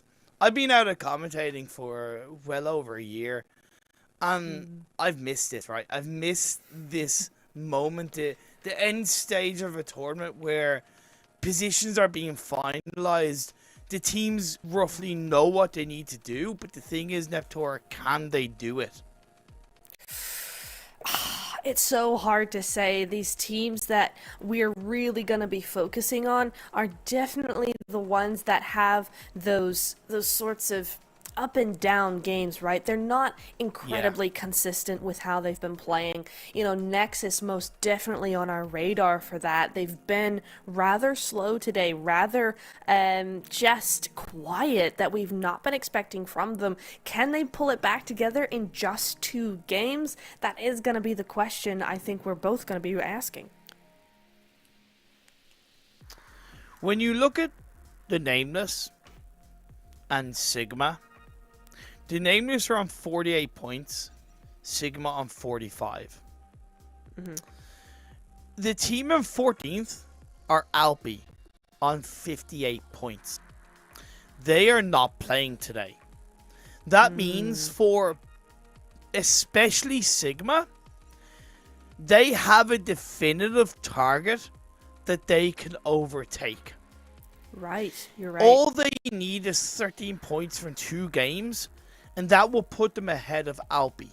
Naturally, that will put them in at least 16th place. The only caveat to that is if Big Baby get obviously more amount of points, but for Big Baby, their target is a little bit harder. They need at least 26 points from these next 2 games to overtake at least ALPI, and within that, obviously, overtake Sigma. It's tough. It really is tough. You know, you go, okay, well, 26 points doesn't sound all that bad, but, you know, you look at who you have in your lobby, right? Who has been doing well so far, and you go, actually, 26 points is looking like a really hard number to actually obtain. So, best of luck, you guys. You know what? You're doing far more than I could do. That is for sure, but it is going to just come down to these next couple of games, those last few points. And as we see, it looks like Enigma is hot dropping an Impala. We've got EPSILON here over in Junkyard as well, trying to catch out one of the KASIK team members in that loot phase thing that we keep talking about time and time again. Again, this is what it is, isn't it, Imperium? We're having the nothing to lose hot drops. To an extent, EPSILON XRK are on 21 points.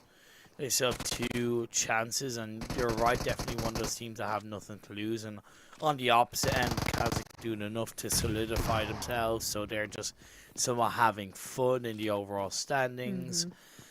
Phase 1 has gone heavily up north, by the way. Crater Fields somewhat in the center. You have Hacienda, La Cabrera in play. Most of the teams are located to the south of that. Yeah.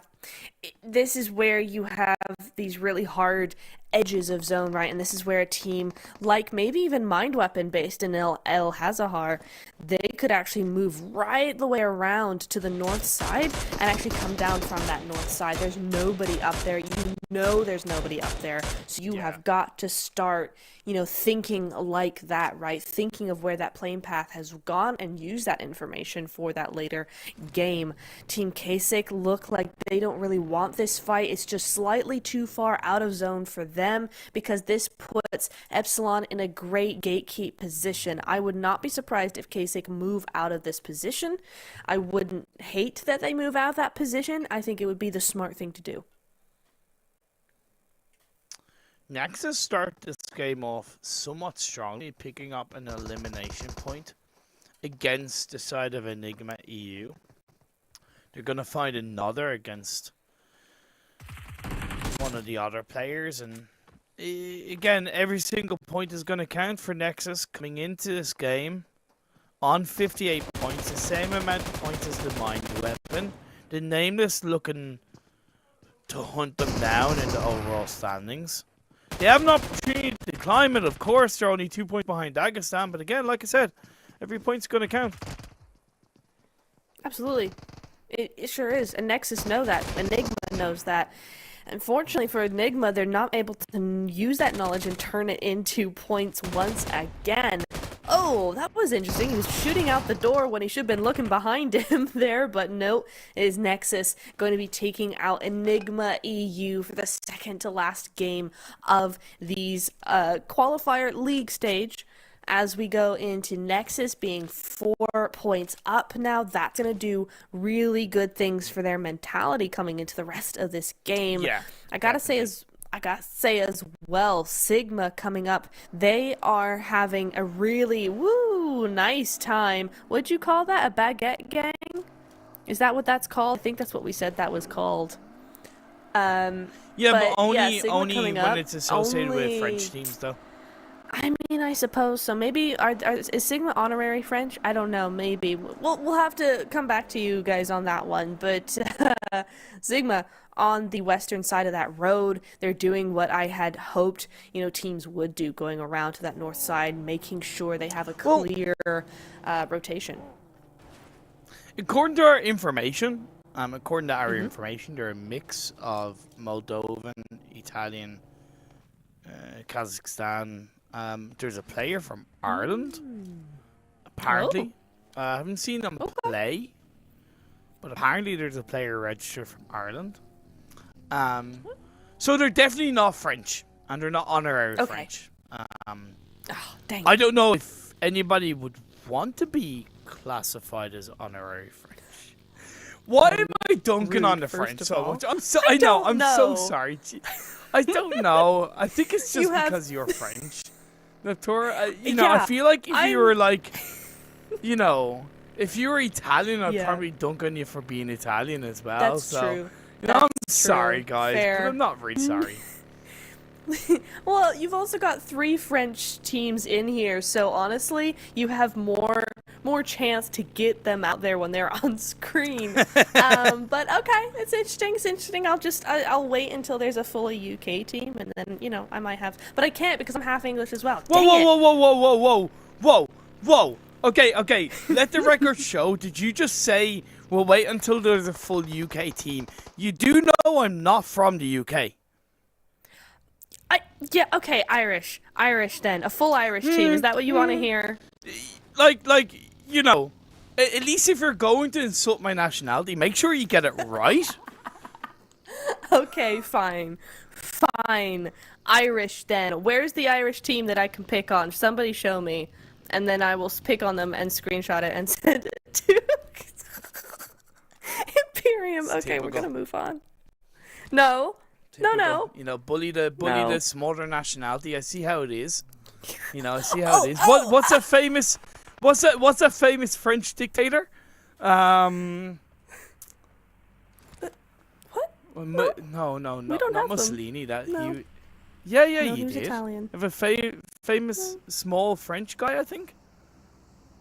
No, I'm sure there is. He's having to Sure there reach is. back 200 years. Are y'all getting Hey, this? He's hey, having look, to go so look. far back. Yeah, you're going so far back to when Ireland was part of the UK. That's how far back you've gone. Okay, Anyway. okay. Have you always been next to England? Have you always been part of the islands? We will digress. We will digress and get back to this game. Yes. The circle has shifted up. It's centered on San Martin.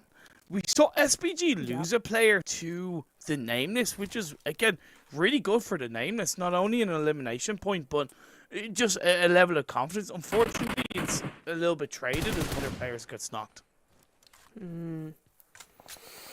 Next gen.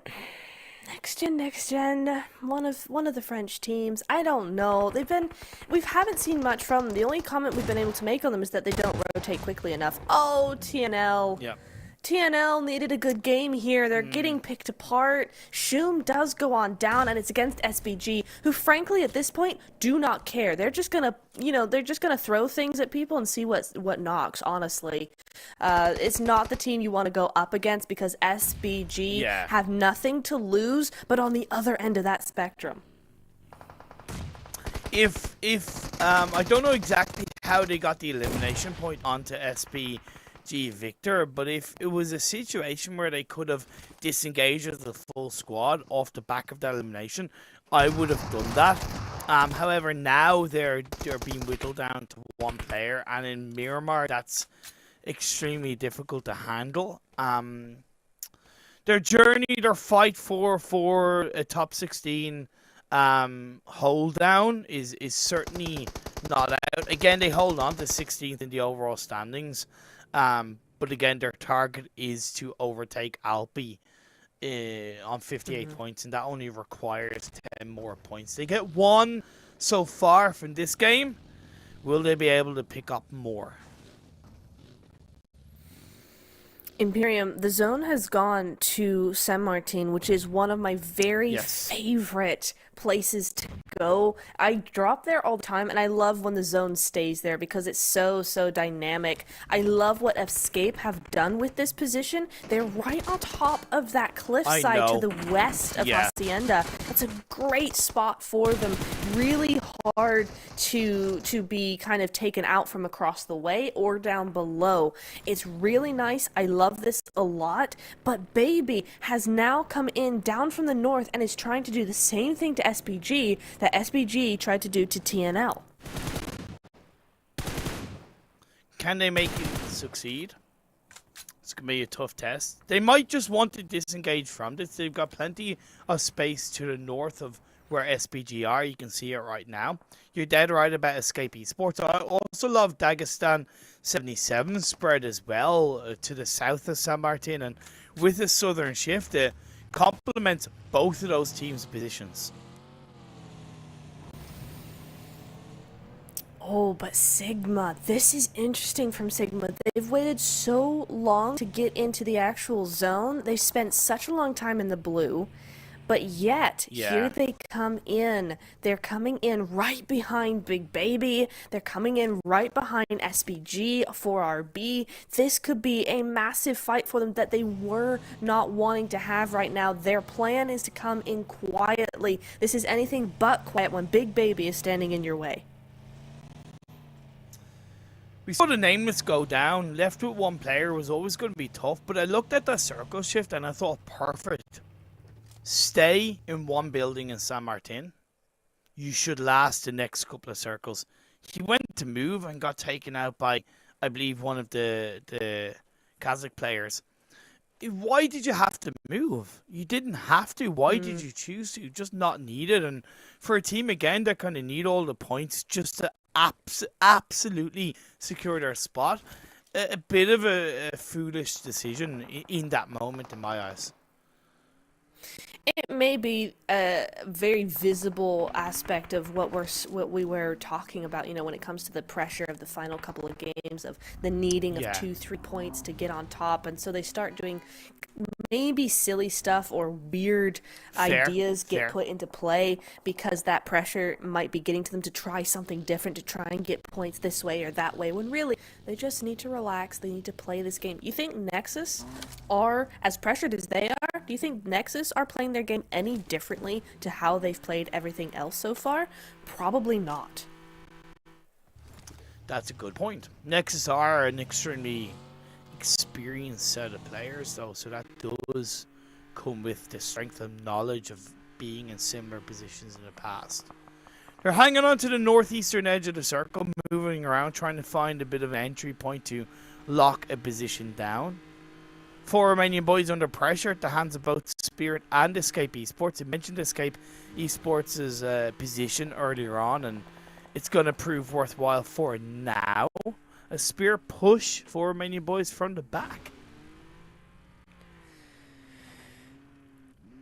Wait, oh, I see. You know, again, Spirit have been so quiet, of course, from that last game, not so much, but I have not been thinking about them when it comes to these teams inside zone. I forgot. They have now come in from the outside. They're another one of those late teams, and you're right. They're right behind 4RB, but they're starting to feel those effects. Escape is KASIK, rather, is... No, it is Escape, is not the only one on that ridge. You also have 4RB. Sigma's starting to join the party as well, so I think very quickly we're going to head on over there, but right now it's Nexus trying to take control of this building. Temp, the last player standing for the mind weapon. The knowledge has been provided. Looking to move on up, but knowing that an A could take down multiple players of Nexus, so playing with caution. Kapahala in the warehouse down below. The mind weapon are in 13th place, 58 points. Nexus are on the same amount of points. They take down Temp. They pick up an elimination. That puts it on 5. That will put Nexus continually ahead of the mind weapon in the overall standings. Again, we're going now down to the final game in the next one. You know, with that elimination, they really need to get those points as much as possible in that final game. It's all to play for. Shockwave actually doing a great job over onto the other side of zone, but let's go back to where we are right now. 4RB, you have Spirit involved, you have Sigma as well. Escape have decided to move from that position, so they are no longer in play on this particular part of the zone. They've moved into the city. So we do have still this three-way fight going on outside of zone with 2 minutes to go until the next zone pops up. Pressure by Team Spirit onto 4 Romanian boys. Royal knocked down to half health. Sigma looking to potentially get involved on a third party. Escape Esports off the back of the phase 4 shift, by the way, opted to move directly into San Martin. It looks like we're going to see a city finish along with SPG and S2 Dagestan still holding on to the south hillside of San Martin. I love that these trees give you far more cover than the trees on Erangel do. Look at those shaggy palms coming into play here. Gives Royal some great opportunity to just do a little bit of scouting, do a little bit of reconnaissance without too much there. Nice push from Spirit. This is nice. I like this a lot from them. They just need to continue to push up if that's where they're going to be going. Okay, never mind. They've decided they're not going to go that direction. I thought they were just going to circumvent 4RB completely there, but they have decided to go to apartments instead. They need to do it quickly. That's not on the gas enough, in my opinion, but they do manage to get inside. Now the other duo have to, but now everybody else knows that they're there. You've got NEXGEN for sure in those compounds on the other side of them, going to be taking those shots as well, but they get distracted. Dagestan on their other side are going to be taking them down to 2. I love the point you made about Spirit's move into the apartments. Any heavier of a lobby in terms of team skill, no disrespect, I feel like they would be more aggressively punished for that late move. But they make it in onto the edge of San Martin. Nexus and Shockwave both on the northern side of the circle, away from the city, which can often be beneficial. Nexus deciding to move this late into the circle shifting is a bit risky. 2 players move in, Exo Machina, sorry, 3 players and Doran onto the edge, but it moves away. Sigma are in front of them, and Knock comes through as far as I know. Once again, Neptur, we're looking at a San Martin finish. We are. I love to see it. It's looking very good for a lot of these teams, particularly Shockwave and Dagestan. The way they've split up, the way they're spread out across the large ridges is looking really good. But Nexus now coming head to head with Sigma. Oh my goodness, right in the middle there. Didn't know which way to turn, but that knock is quickly reciprocated down. Another one goes. That's another Nexus player taken down, but Exo Machina has it in the bag. Great off angle. Sigma doing good work again there. The 1v1s were getting traded well, but they just could not finish it up, and down they go. Just 2 points to their name. Very important team fight for Nexus, because not only is it more elimination points, it's taking down a team that's behind them in the overall standings, that are threatening their position in the standings, right, threatening their potential of being pushed out of the finals of the top 16. 12 teams are left, 38 players left alive. Big Baby joined the likes of Escape Esports, SPG, S2 and KASIK inside the city of San Martin. Oh, I like this rotation from Spirit. I really like this rotation. A much, much better position for them. It's going to be more difficult in some ways because Nexus, they have a hard shot, really craning their neck to actually look up there. But at the same time, it's a solid position for them. And it's one that they don't have to do too much if they don't want to. They can focus on Nexus. They don't have to look elsewhere because no one is going to be looking at them in that position. This is why I kind of questioned Nexus's rotation, kind of displayed into the previous circle over onto the western side. I feel like that north position they had was much more effective in finding different rotations into the incoming circle shifts, and Shockwave have benefited from that. They have all of the northern side to their control, 2 to the northeast, 2 to the northwest. And yeah, I think a bit of a poor rotational decision, despite them overall benefiting in eliminations. In terms of getting the chicken dinner, it's gonna be much harder. Yeah, I mean, they've got the 10 eliminations to actually defend this position, right? In some ways, they already have those 10 that they really needed. But yeah, at 11th place, at 10th place now, as Dagestan does go on down, it's not enough. I need more from Nexus. Even with those 10 eliminations, you're quite right. I definitely need more from them, and this rotation is not giving that opportunity to them. You've got to think about the later stages of the game, not just getting inside of zone, and I feel like in some ways that's what Nexus have done, right? Escape, on the other hand, they escaped that ridge a long time ago. They saw it was not going to be a long position for them. It was not going to give them that longevity they needed, and they went somewhere that would. So in some ways, Escape have actually played this better than Nexus. Couldn't agree more. The circle centers up onto San Martin. It's rare we see a city finish inside Miramar. I don't class it as toxic, but I'm going to call it a little bit of a Neptune chef's recommendation, a chef's special. Well defined, well cooked, well prepared. Let's see who's going to be able to eat that San Martin finish up as Dagestan move down from the hillside over onto the eastern edge of the circle, taking on EPSILON X Arcade, the last player left alive, looking to finish the team off. For a second, I thought they didn't know he was there. They still don't know he was there. Gonna get that elimination? Oh, just in time. Just gets it in time. Unfortunately for Dagestan, they get that elimination traded, so no real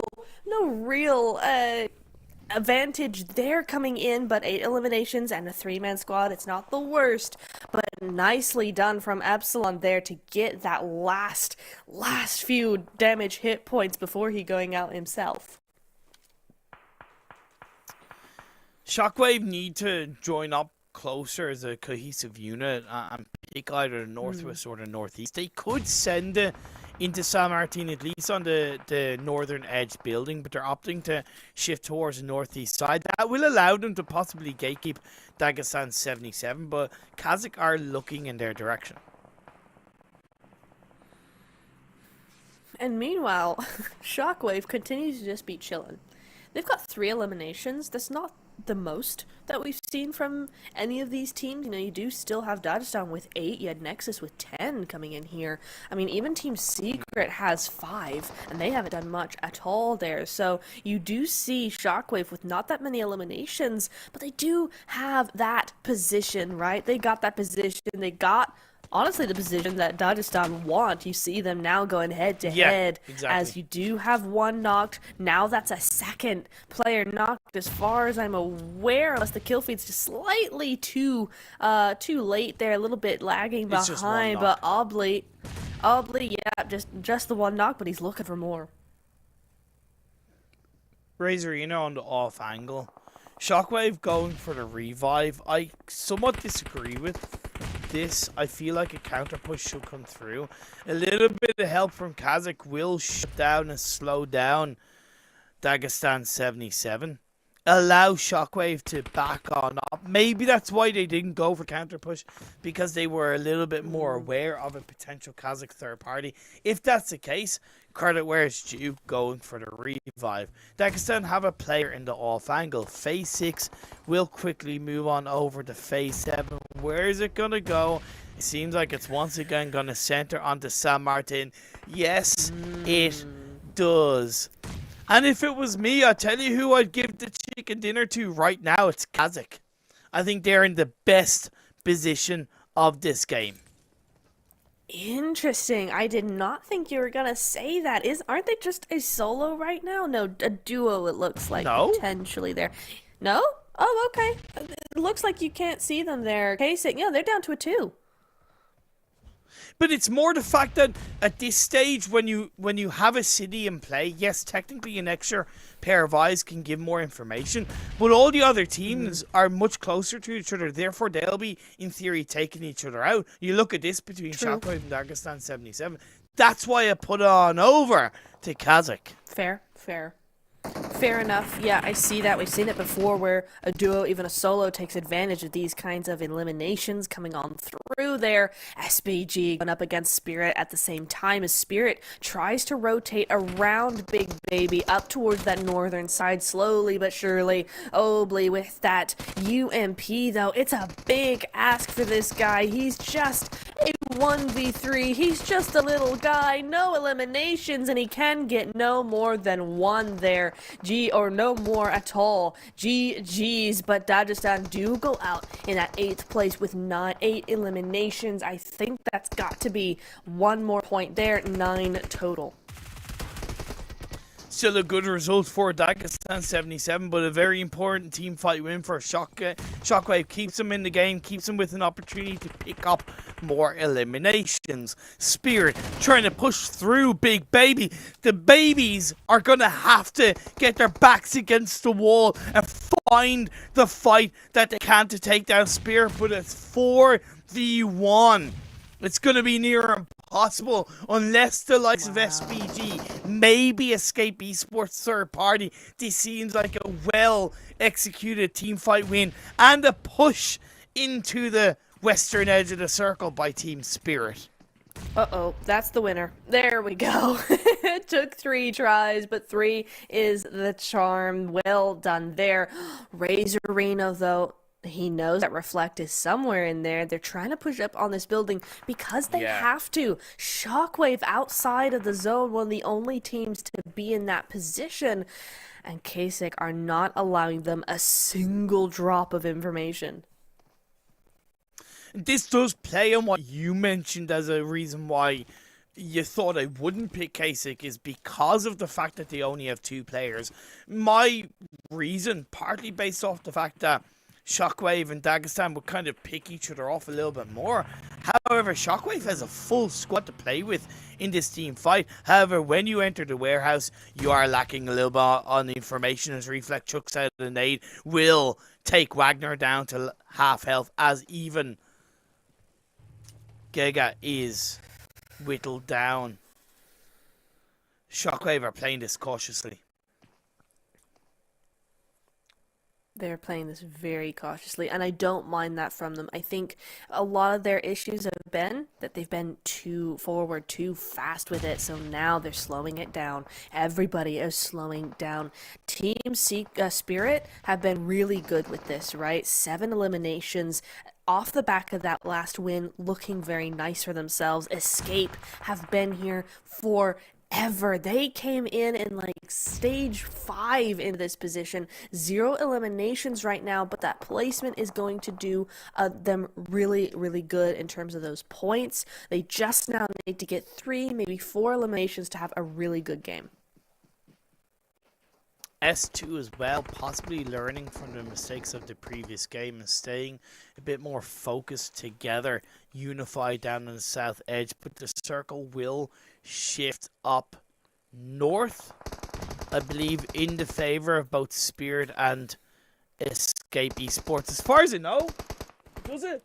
No, it's the last phase, so it centers up on top of Escape Esports. Sorry, there were so many players left in this game. I just presumed it was phase 8. I didn't realize this is the final phase, the final showdown. Wow.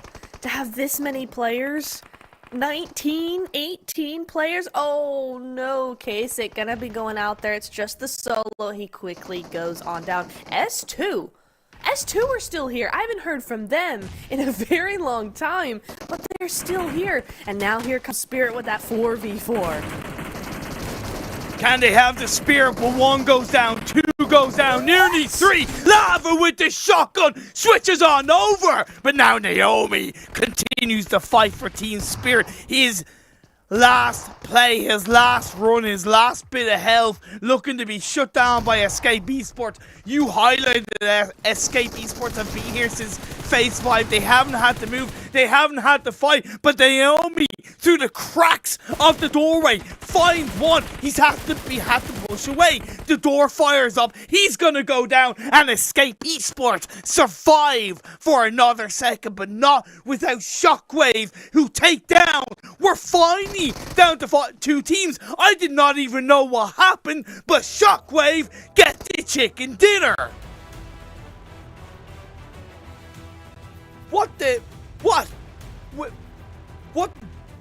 happened there, Tora? I'm sorry, but like, what in the blue hell happened? Me? What? I think that was such a wild ending that it just messed with Netora's network. No, That's how wild the game was that ending was. ever because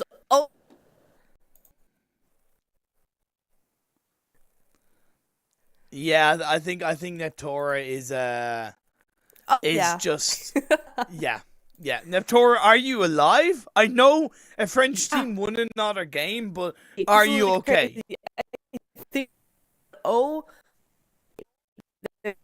Pack. Oh.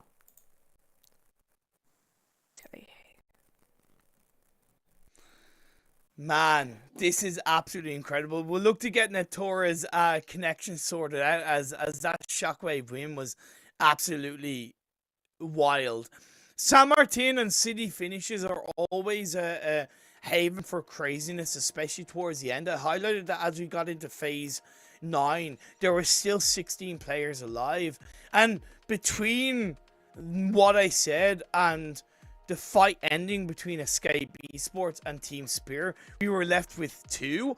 I don't know how Shockwave survived. The fact that they had a full squad did benefit them massively, but kind of so did S2 as far as I was aware. They will be the reapers of the spoils, and 22 beautiful points secured by Shockwave will massively boost their position in the overall standings. They were lying in 15th on 56 points, and I think they can comfortably say they secured their spot into the top 16. But Team Spirit consistently up there. Well done to them, along with Nexus as well. 10 elimination points. Also going to be looked to secure their spot in the top 16. The pressure continues to be put on the name and Sigma. A lot of teams we had high hopes for getting 0 eliminations, 0 points on the board though. Big Baby getting only 1. Ah, dear me. It's not looking good for some of these teams, right? We're down to our final game now. They've done all they can do, and it's just not going to be enough, unfortunately. It's not going to be enough at all. It's not going to be easy. Let's take a look at the overall standings. Really too much to talk about between the top 8. Outside of the fact that SHOCKWAVE have entered into the abyss of the top 8. And like I said, kind of solidifying themselves in the top 16. I mean, SHOCKWAVE 1 point before 4RB. I mean, 4RB have had a hard time so far in the last couple of games. They had a great first couple and then a really bad rest of the day. I honestly think it's not been particularly fantastic for them. KASIK have done far better. There's a big gap now between 6th and 7th. But you're right. I mean, no matter where these guys place, they're all good to go. There's no danger coming in from them. It's all about the second page, that 16th place coming in to match number 6. And here we have it. Nexus on 68 points. Dagestan on 77. The Mind Weapon are on 58. They're on 14th. And the Nameless are currently on 49 points in 16th. Like I said, Team ALPI are on the 12 game mark. So they are a guaranteed target for the Nameless to overtake to absolutely secure their spot in the top 16. With Mind Weapon and ALPI, yeah, you're right. They absolutely, it's all possible, right? The Nameless had a good enough game where that is going to be possible, potentially. Sigma as well, not far to go yet, but things are looking a little bit worse on this side of Big Baby, Escape, NEXGEN. Escape had a great game. They had a fantastic fight against Team Spirit of all teams. You know, they should have won that, and yet Escape Esports said, no, not today, Satan, get away from me. And they had such a good game, but I just don't think with one game left, I don't think that might be enough. It's too little, too late, most likely, but with one game to go, there's a bit of opportunity for the likes of Sigma. Will there be a massive surprise in store? Don't go away. Join us for the final game.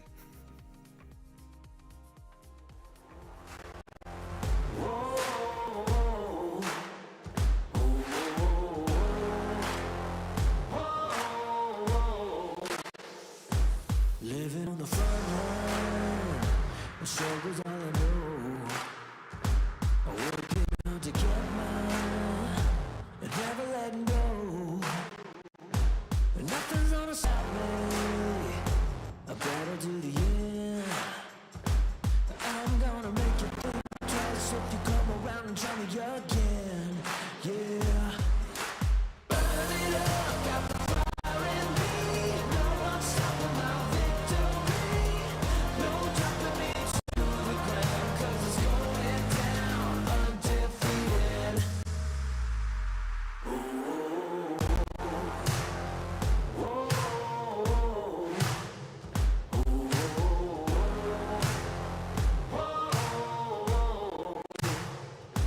I know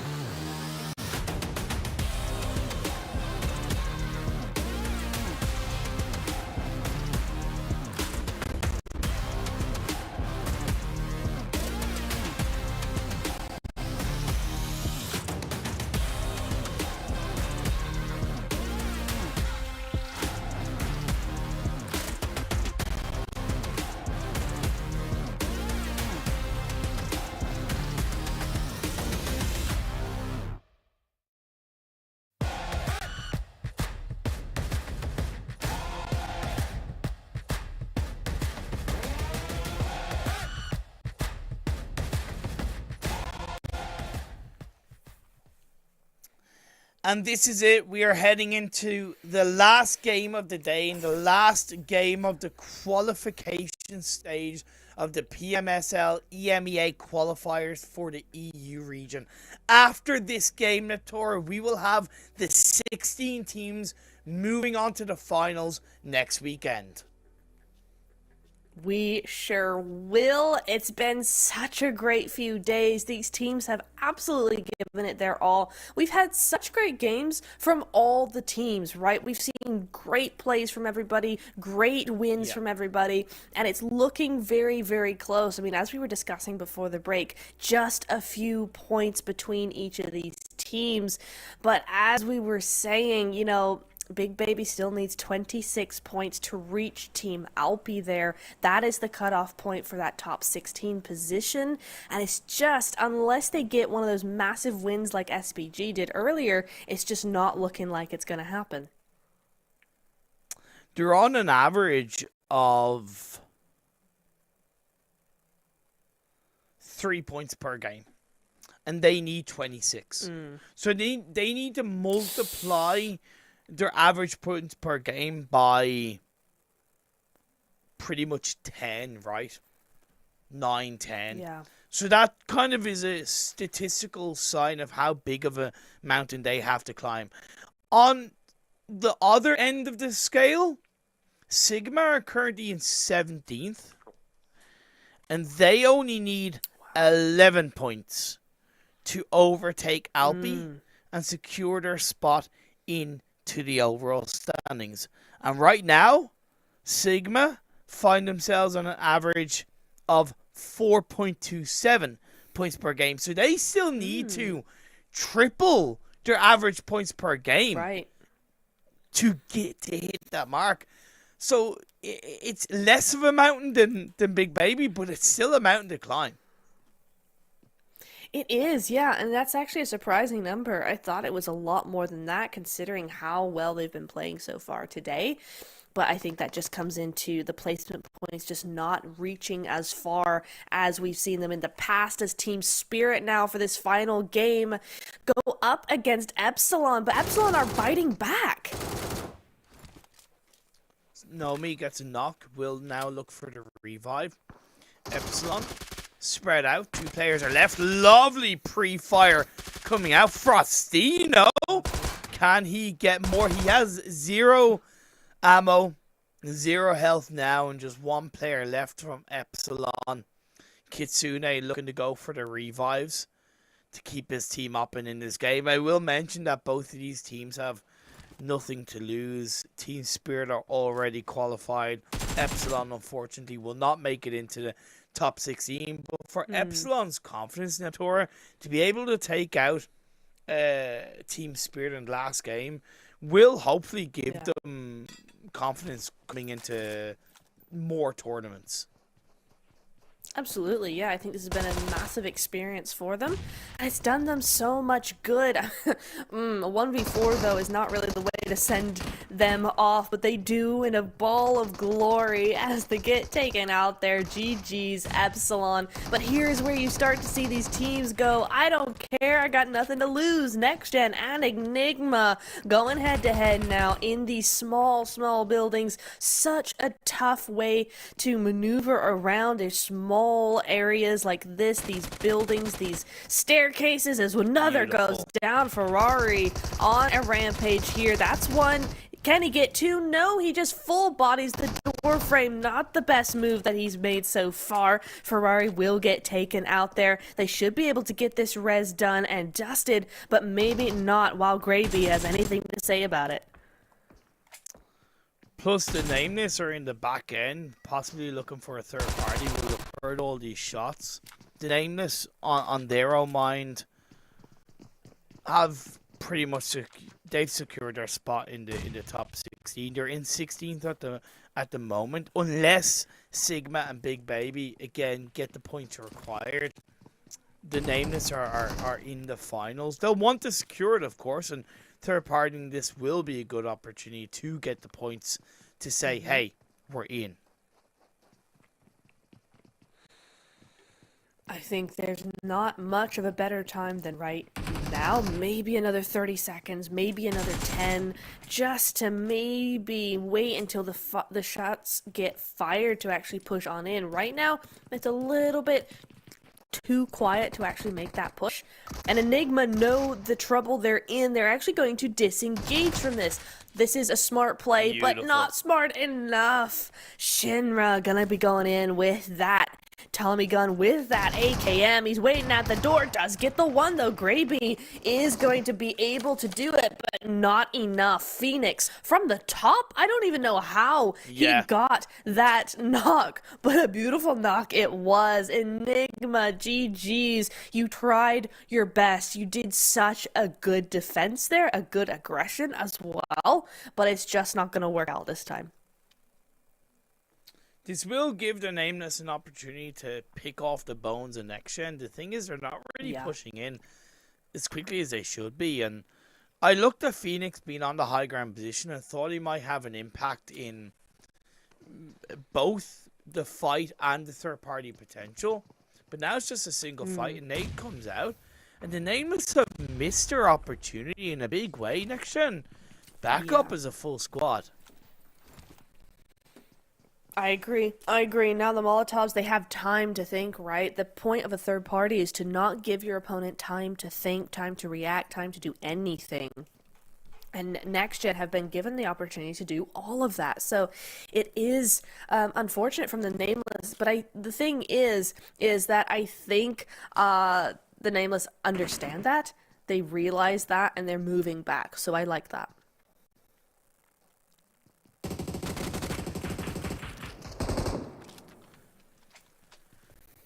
The Nameless looking for a bit of an opening.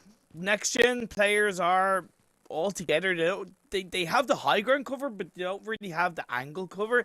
This might be the time for the Nameless to just simply disengage. All the while, phase 1 popped up on a side note. It's once again towards San Martin, water treatment in the center of the circle, and the majority of the teams are in that direction. They're all pretty heavily centered. Oh, so they are. I'm just looking at KASIK. KASIK's got a really good spot there. It's very, they haven't had to actually move because that's where they land anyway. But it's a good spot in zone. It's a good springboard for their next rotation in. Nexus have a little farther to go, but the way the zone has actually centered up, it's really got everywhere empty. A big baby can go wherever they want. There's no need to center up right now. These teams may think it's going to be San Martin again, but I really doubt it. It's not going to be the exact same, and I'd like to see teams a little bit more spread out. One anomaly, one factor to consider that is mainly a benefit, but it's slight negative for Sigma, is the fact that we're already down to 14 teams, 56 players, right? On one hand, the lack of teams or 8 less players in the lobby creates a stronger area for Sigma to lock down. The one slight negative is that there's essentially less bodies to potentially eliminate. So just something generally to consider. Again, I still think it's an overall positive for Sigma.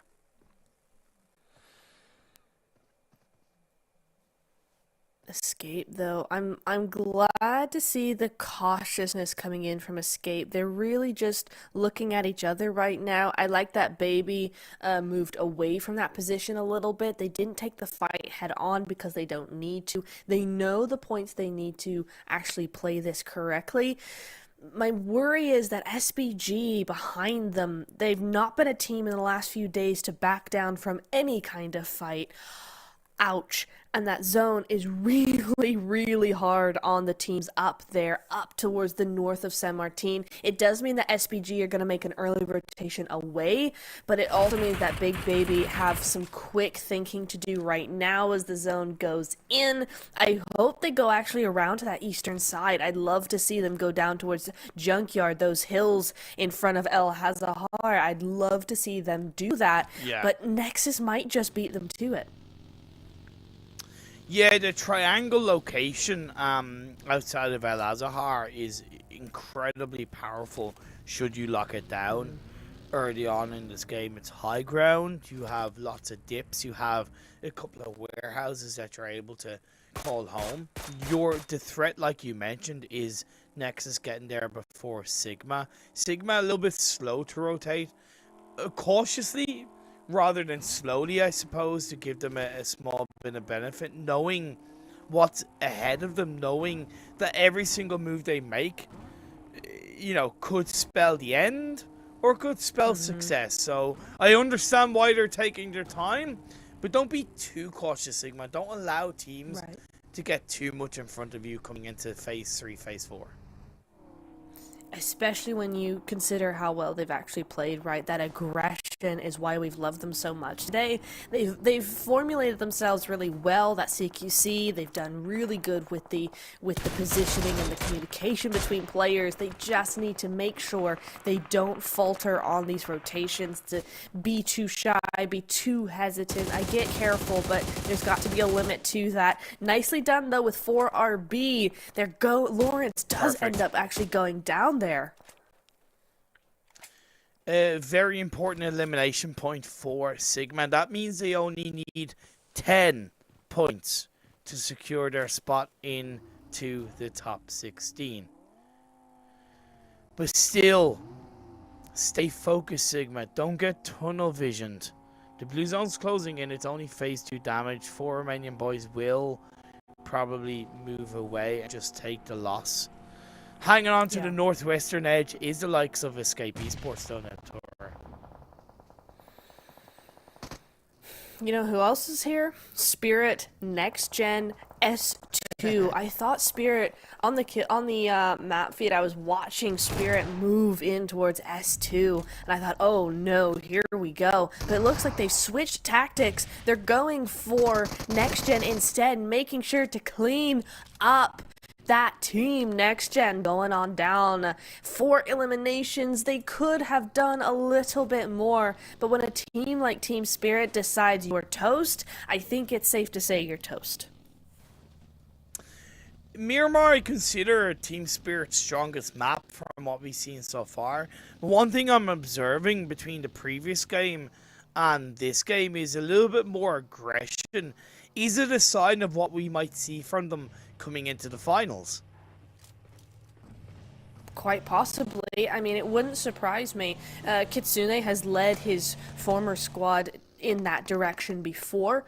So yeah, I could absolutely see that happening again. But SPG and KASIK, both these teams don't need to fight. In fact, they don't need any eliminations whatsoever. This is for fun, and KASIK for fun do go down. SPG cleaning them up very, very quickly there.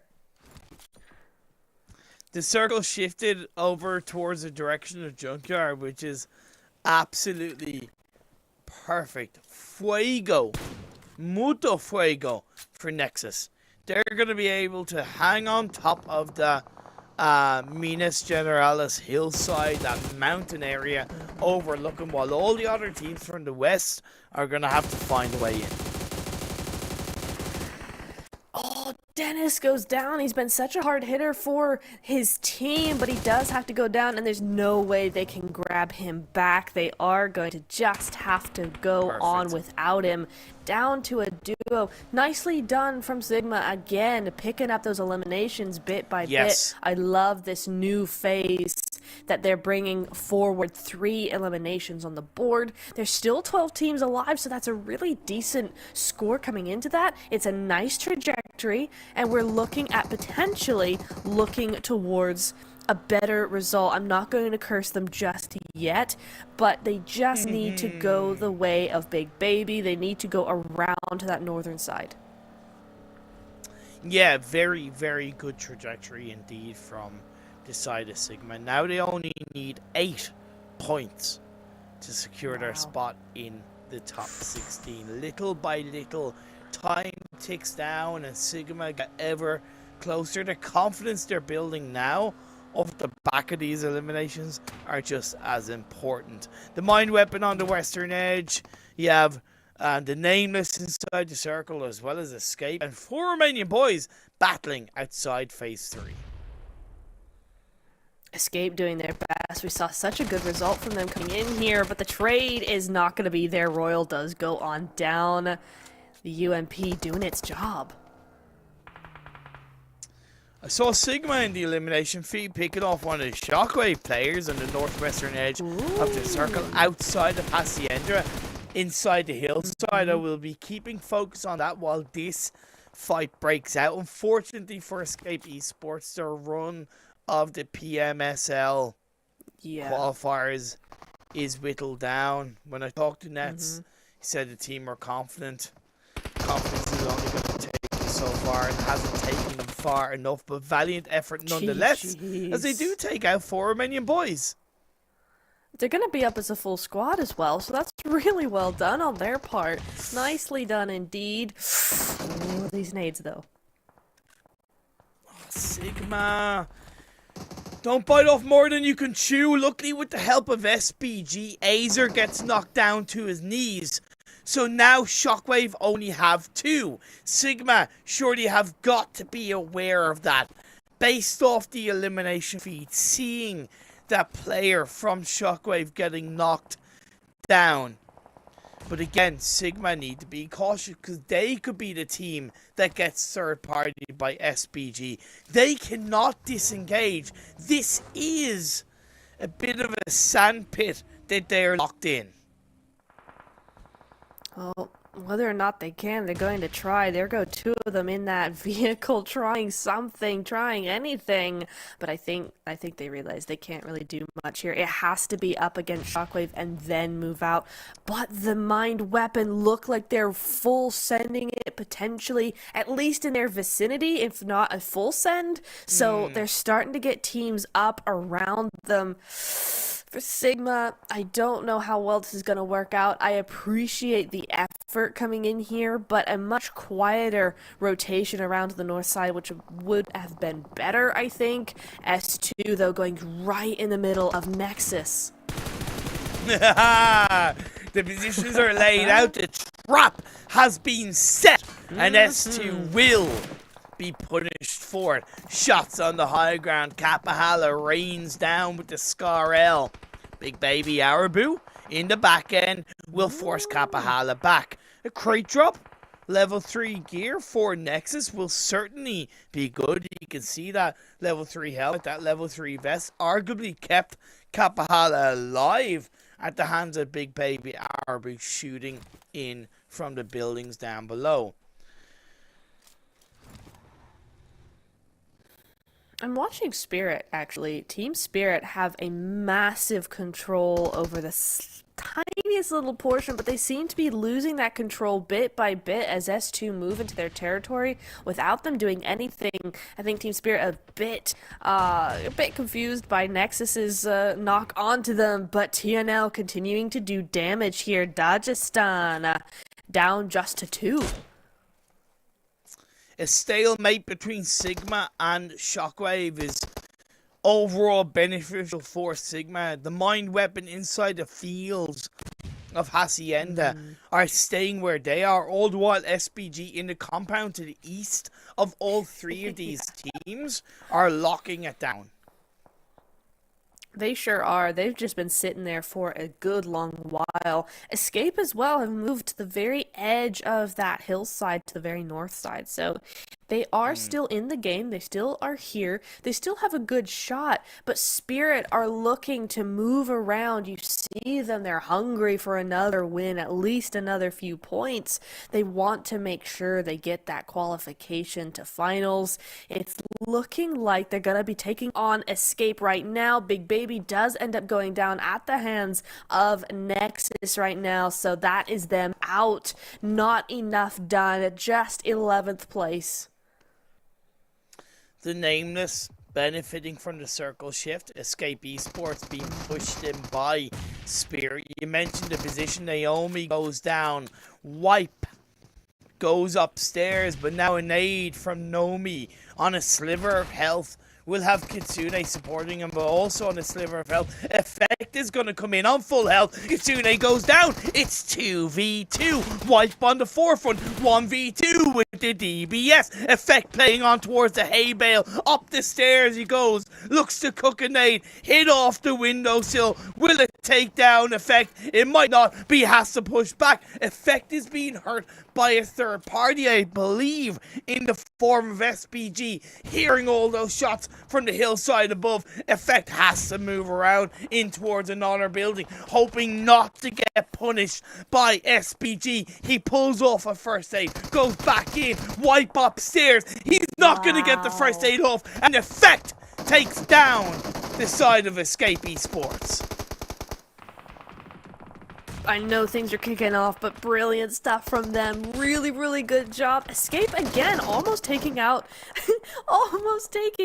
Team Spirit again. So great job, Escape. But there we see Shockwave eliminated now as Sigma continue this trajectory. They've got their own little compound now, so not much there, but it is 5 eliminations for SPG and 6 for Sigma. It's all ticking down. Like I said, every phase, every minute, every elimination is counting. That means they only need 5 more points to secure their spot into the top 16. They benefited from that rotation. They've also benefited from the fact that Shockwave pushed it onto Mind Weapon. Okay, the Mind Weapon can focus a little bit on Sigma per se, but so are SBG. SBG are slowing the Mind Weapon down as they disengage away from the Spirit Escape Esports fight and focus back on over to the west. Team Spirit, though, when we talk about eliminations, we gotta talk about Team Spirit. 11 to their name. I think that's our highest count, certainly today, if I'm not mistaken. I think SBG got 16 at one point, which is just ridiculous, but certainly in recent matches, that's our highest count so far. 5 eliminations, though, for SBG, and they're looking to make a 6th with this nade. Can it reach? I don't think so. I think it's gonna be a little short. The good thing from Effect taking out the rest of Escape Esports is he was able to pick up a couple of extra first aids that will sustain him a little bit more as he takes a bit of damage. The next circle shifts up and it does center quite nicely. Once again, Nexus haven't really had much to do, hanging on to the east, now southeast side of the circle. S2 have a player in front while Dagestan go up against the Nameless inside this compound down on the southwest edge, and they being pulled up in towards the window. Now cooked. That will alert the Nameless as they will try to avoid the nades being thrown in their direction. I actually really like how everybody has played this. I think everybody's pushed the right compound. I think Nexus have done a great job of just moving in slowly, taking their time. I think a lot of these teams have pushed the correct teams to take these fights with. They've all been with the best interest in mind. TNL gonna take him out there as he's just trying to loot up. Can't a man replenish his ammo? Apparently not. One player left from Dagestan, Magnum, up against 3 players of the Nameless. The Blue Zone is going to put pressure on both of these teams. So time will tick down. 5 first aids for Magnum, so he will be able to sustain the Blue Zone. Finally, Effect goes down. That's the end of Team Spirit. However, 12 eliminations is a damn good way for them to end and prepare for the finals next weekend. Magnum just 1 HP and it's gonna go down to the Nameless. Lovely. Interesting Dagestan after all that, only 1 elimination to their name, but I don't think they're in that much danger if I'm remembering the leaderboard correctly, so should be okay. Yeah, they're fine. Good. Love to hear it. Narvalo, though, is less than fine, that's for sure. But it's at the hands of Sigma, so down Narvalo goes. Down. Sigma need these points. 7 eliminations at the moment. Top 6 position. They're now in those placement points. This is huge for them. Temp goes down. Once again, the solo for the Mind Weapon. But it was a good round anyway. Top 6 for them. We will see Sigma, though, continue in that top 5. It's getting so close for Sigma. So close. The top 6 will, like you said, put them into the placement points, but you've got some heavy hitting teams in front of them. SBG, not a team to be messed with. Nexus, they may not be considered when they get things right. By God, do they get things right. And S2, all along while in the northeast side, they're getting punished, battered, replenished against their sins by both SBG and Nexus. Beautiful nade onto Robs there for sure. Oh my goodness. Again, S2 somehow still in this. We haven't been able to see them do much. They've got 0 eliminations as a solo, but they're here. They're getting those placement points. They know how to survive, and a nade gets robbed at the same time as S2 is eliminated. And that is top 4 for Sigma. Another bunch of placement points. This is incredible. We asked at the start, is this going to come down to a couple of points? And it is. it is. Imagine if Sigma were to really seal the deal with the chicken dinner. We're ready to send a message to the rest of the lobby and say, hey, we may have just scraped by, but we will do it our own way. In the words of Frank Sinatra, I'll do it my way, and that's what Sigma are looking to do. But no matter what Sigma are looking to do, Nexus are looking to win with this force out into the middle of zone. Kapahala surging forward there, scouting it out, going back to pick up his teammates, going in. Sigma, though, no! The vehicle, it's all going down, it's all getting blown up, blows it up just in time to save his teammates, but Nexus are right there. It's a huddled position. Is top 4 enough? I really don't know. You got TNL on the other side with these nades, and it's looking so wrong. Shoom takes down Elmat, and that's the end of Sigma Imperium. Is it enough? We'll have to wait to find out, but until then, we are down to our final 3 teams of the last game in the qualification stage. Nexus Gaming getting punished by SBG. The third party comes in, 2 of their players knocked out. What a run of games it's been from SBG. The blueprint of how to play PUBG Mobile at this stage, at this kind of tournament. And now the French legends, the maestros, are trying, they're pushing, they're somewhat succeeding in ending on another chicken dinner. This will make it number 3 if they are to do the job, but not without pressure from the Nameless. Down on the low ground, it's still 3 teams left alive.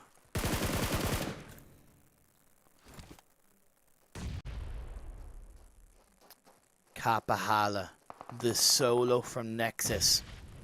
A legend within the PUBG Mobile scene. I've known this guy since the dawn of time, it feels. His journey's gonna end, but Nexus have secured their spot. There's nothing massively to play for in the overall rankings, but it's the fact that you will win the game. It is ending this stage of the tournament with a win. A massive confidence boost for the Nameless coming into the finals if they are to grab this win. And for SBG, it will just be routine to get another win. 15 eliminations.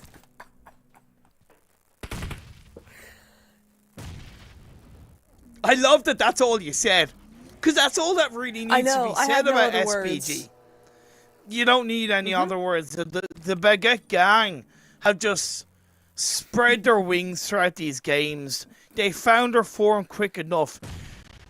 They've exposed weaknesses within other teams. They played these maps calculated, slowly, but aggressively.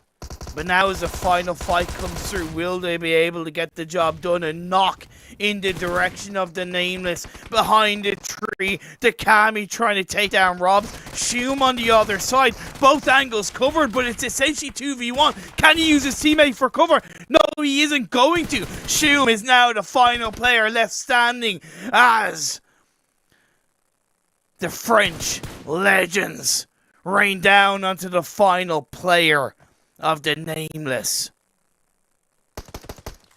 Like a knife to cheese, looking to cut down the Nameless. Snowix on the end. Peek, shoot, peek, shoot. This is it. SBG don't do it much better. Against a team like the Nameless, it's going to be SBG with the chicken dinner.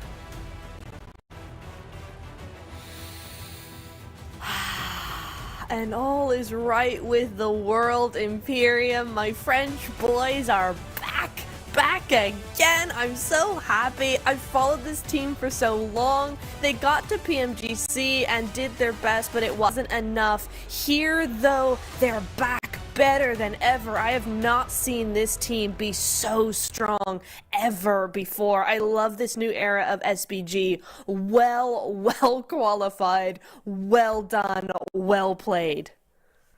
One thing I will point out, by the way, they were playing with a couple of different players in that game, and I think it was a great opportunity for them to give the players that kind of experience, right? Snowick's certainly a strong player and able to flex his own muscles in that sense.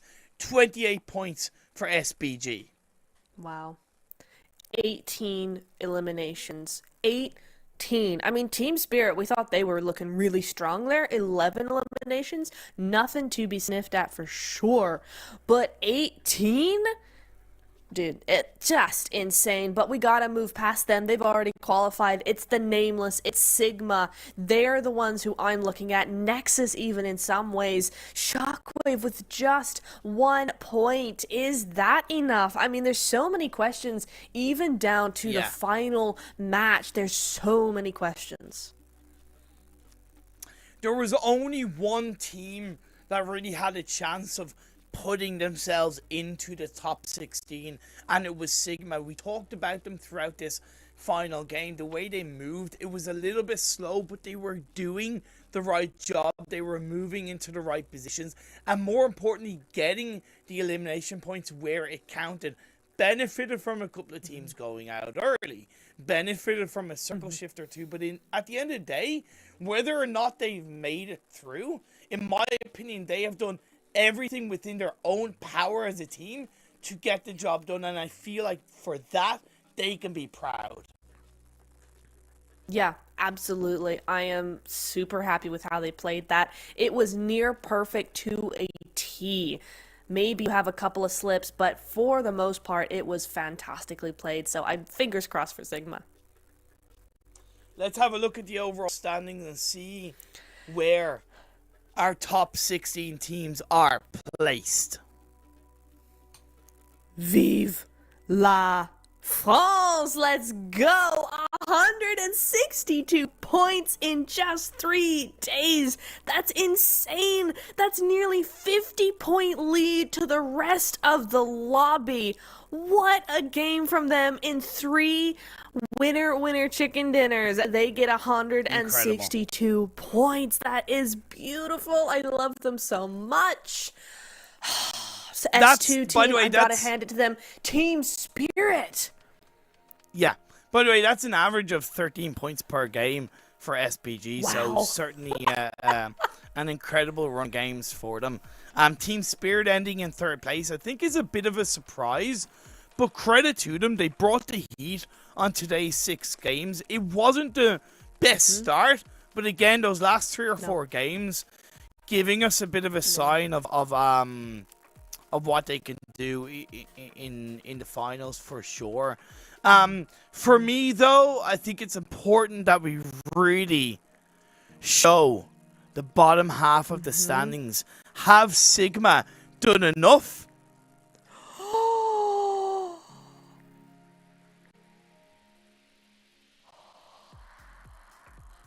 Oh no. I thought they had done enough. Same. I don't thought know how. they had done enough. That is incredible. Team ALPI scraping by again. They were not playing in today's games. They were biting their nails in anticipation at the thought of not making it through into the finals, but by God, have they done it. For Sigma, I said it. They can still be proud, but where did they finish? Is it equal points? Is it a point behind? What has been the reason why they didn't make it? They're tied. Oh, they're tied.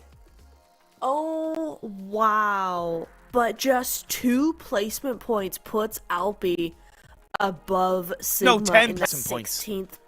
Was it 10? 10 placement no, points. No, difference of 2. Yeah, 10. Was it? Oh, was it? Oh, a difference of 2. Okay. Yes, a different. It was a difference of 2. No, it was a difference of 16. Oh. A difference of 16. Oh, was it? I thought it was 12 to 10. Yeah, ALPI had points. 26 placement points, and Sigma only had 10. Okay. I see. Okay. Wow. Ultimate heartbreak there. I feel so sad for Sigma. They had such a fantastic game coming in there. You couldn't have played it any better than they played it there, and it just didn't work. One more point was all was needed. One more point, right? That was it. Over 12 games. That's possible. Yeah. Again, to end on a positive, genuinely Sigma, thank you very much for giving us incredible action in the final game and putting your heart and soul into that last game. I think I speak for both of us when I say thank you for that. It was amazing. Yeah. It was beautiful. I loved every moment of their gameplay. I should really go back and watch it again because, oh my goodness, you're right, you could feel the soul in that game. You could feel every hope pinned on every elimination as they started to go forward and get those eliminations, and it just breaks my heart. But well done, Sigma. What a great job you've done. This is it for the qualification phase of the PUBG Mobile Super League EMEA qualifier for Europe. There's still plenty more action to come. We are going to have the finals next week and the 7th, the 8th, and 9th of March, in which the top 16 teams qualified will battle it out for only 2 spots in the PUBG Mobile Super League EMEA. So let's be fair. Things are only getting started. Congratulations to all 16 teams that made it in. We are both very excited to see what you're going to bring to the table next weekend. Thank you so much to everybody for tuning in, to Neptor for being my co-commentator so far in this tournament. I'm, again, just so excited for next weekend. Do not forget to follow all of the PUBG Mobile socials, the PUBG Mobile Europe socials, Facebook, YouTube, Twitter, Instagram, TikTok, as well as use the hashtag PMSL EMEA. And thank you so much. We will see you all on the 7th of March. Be there or be square.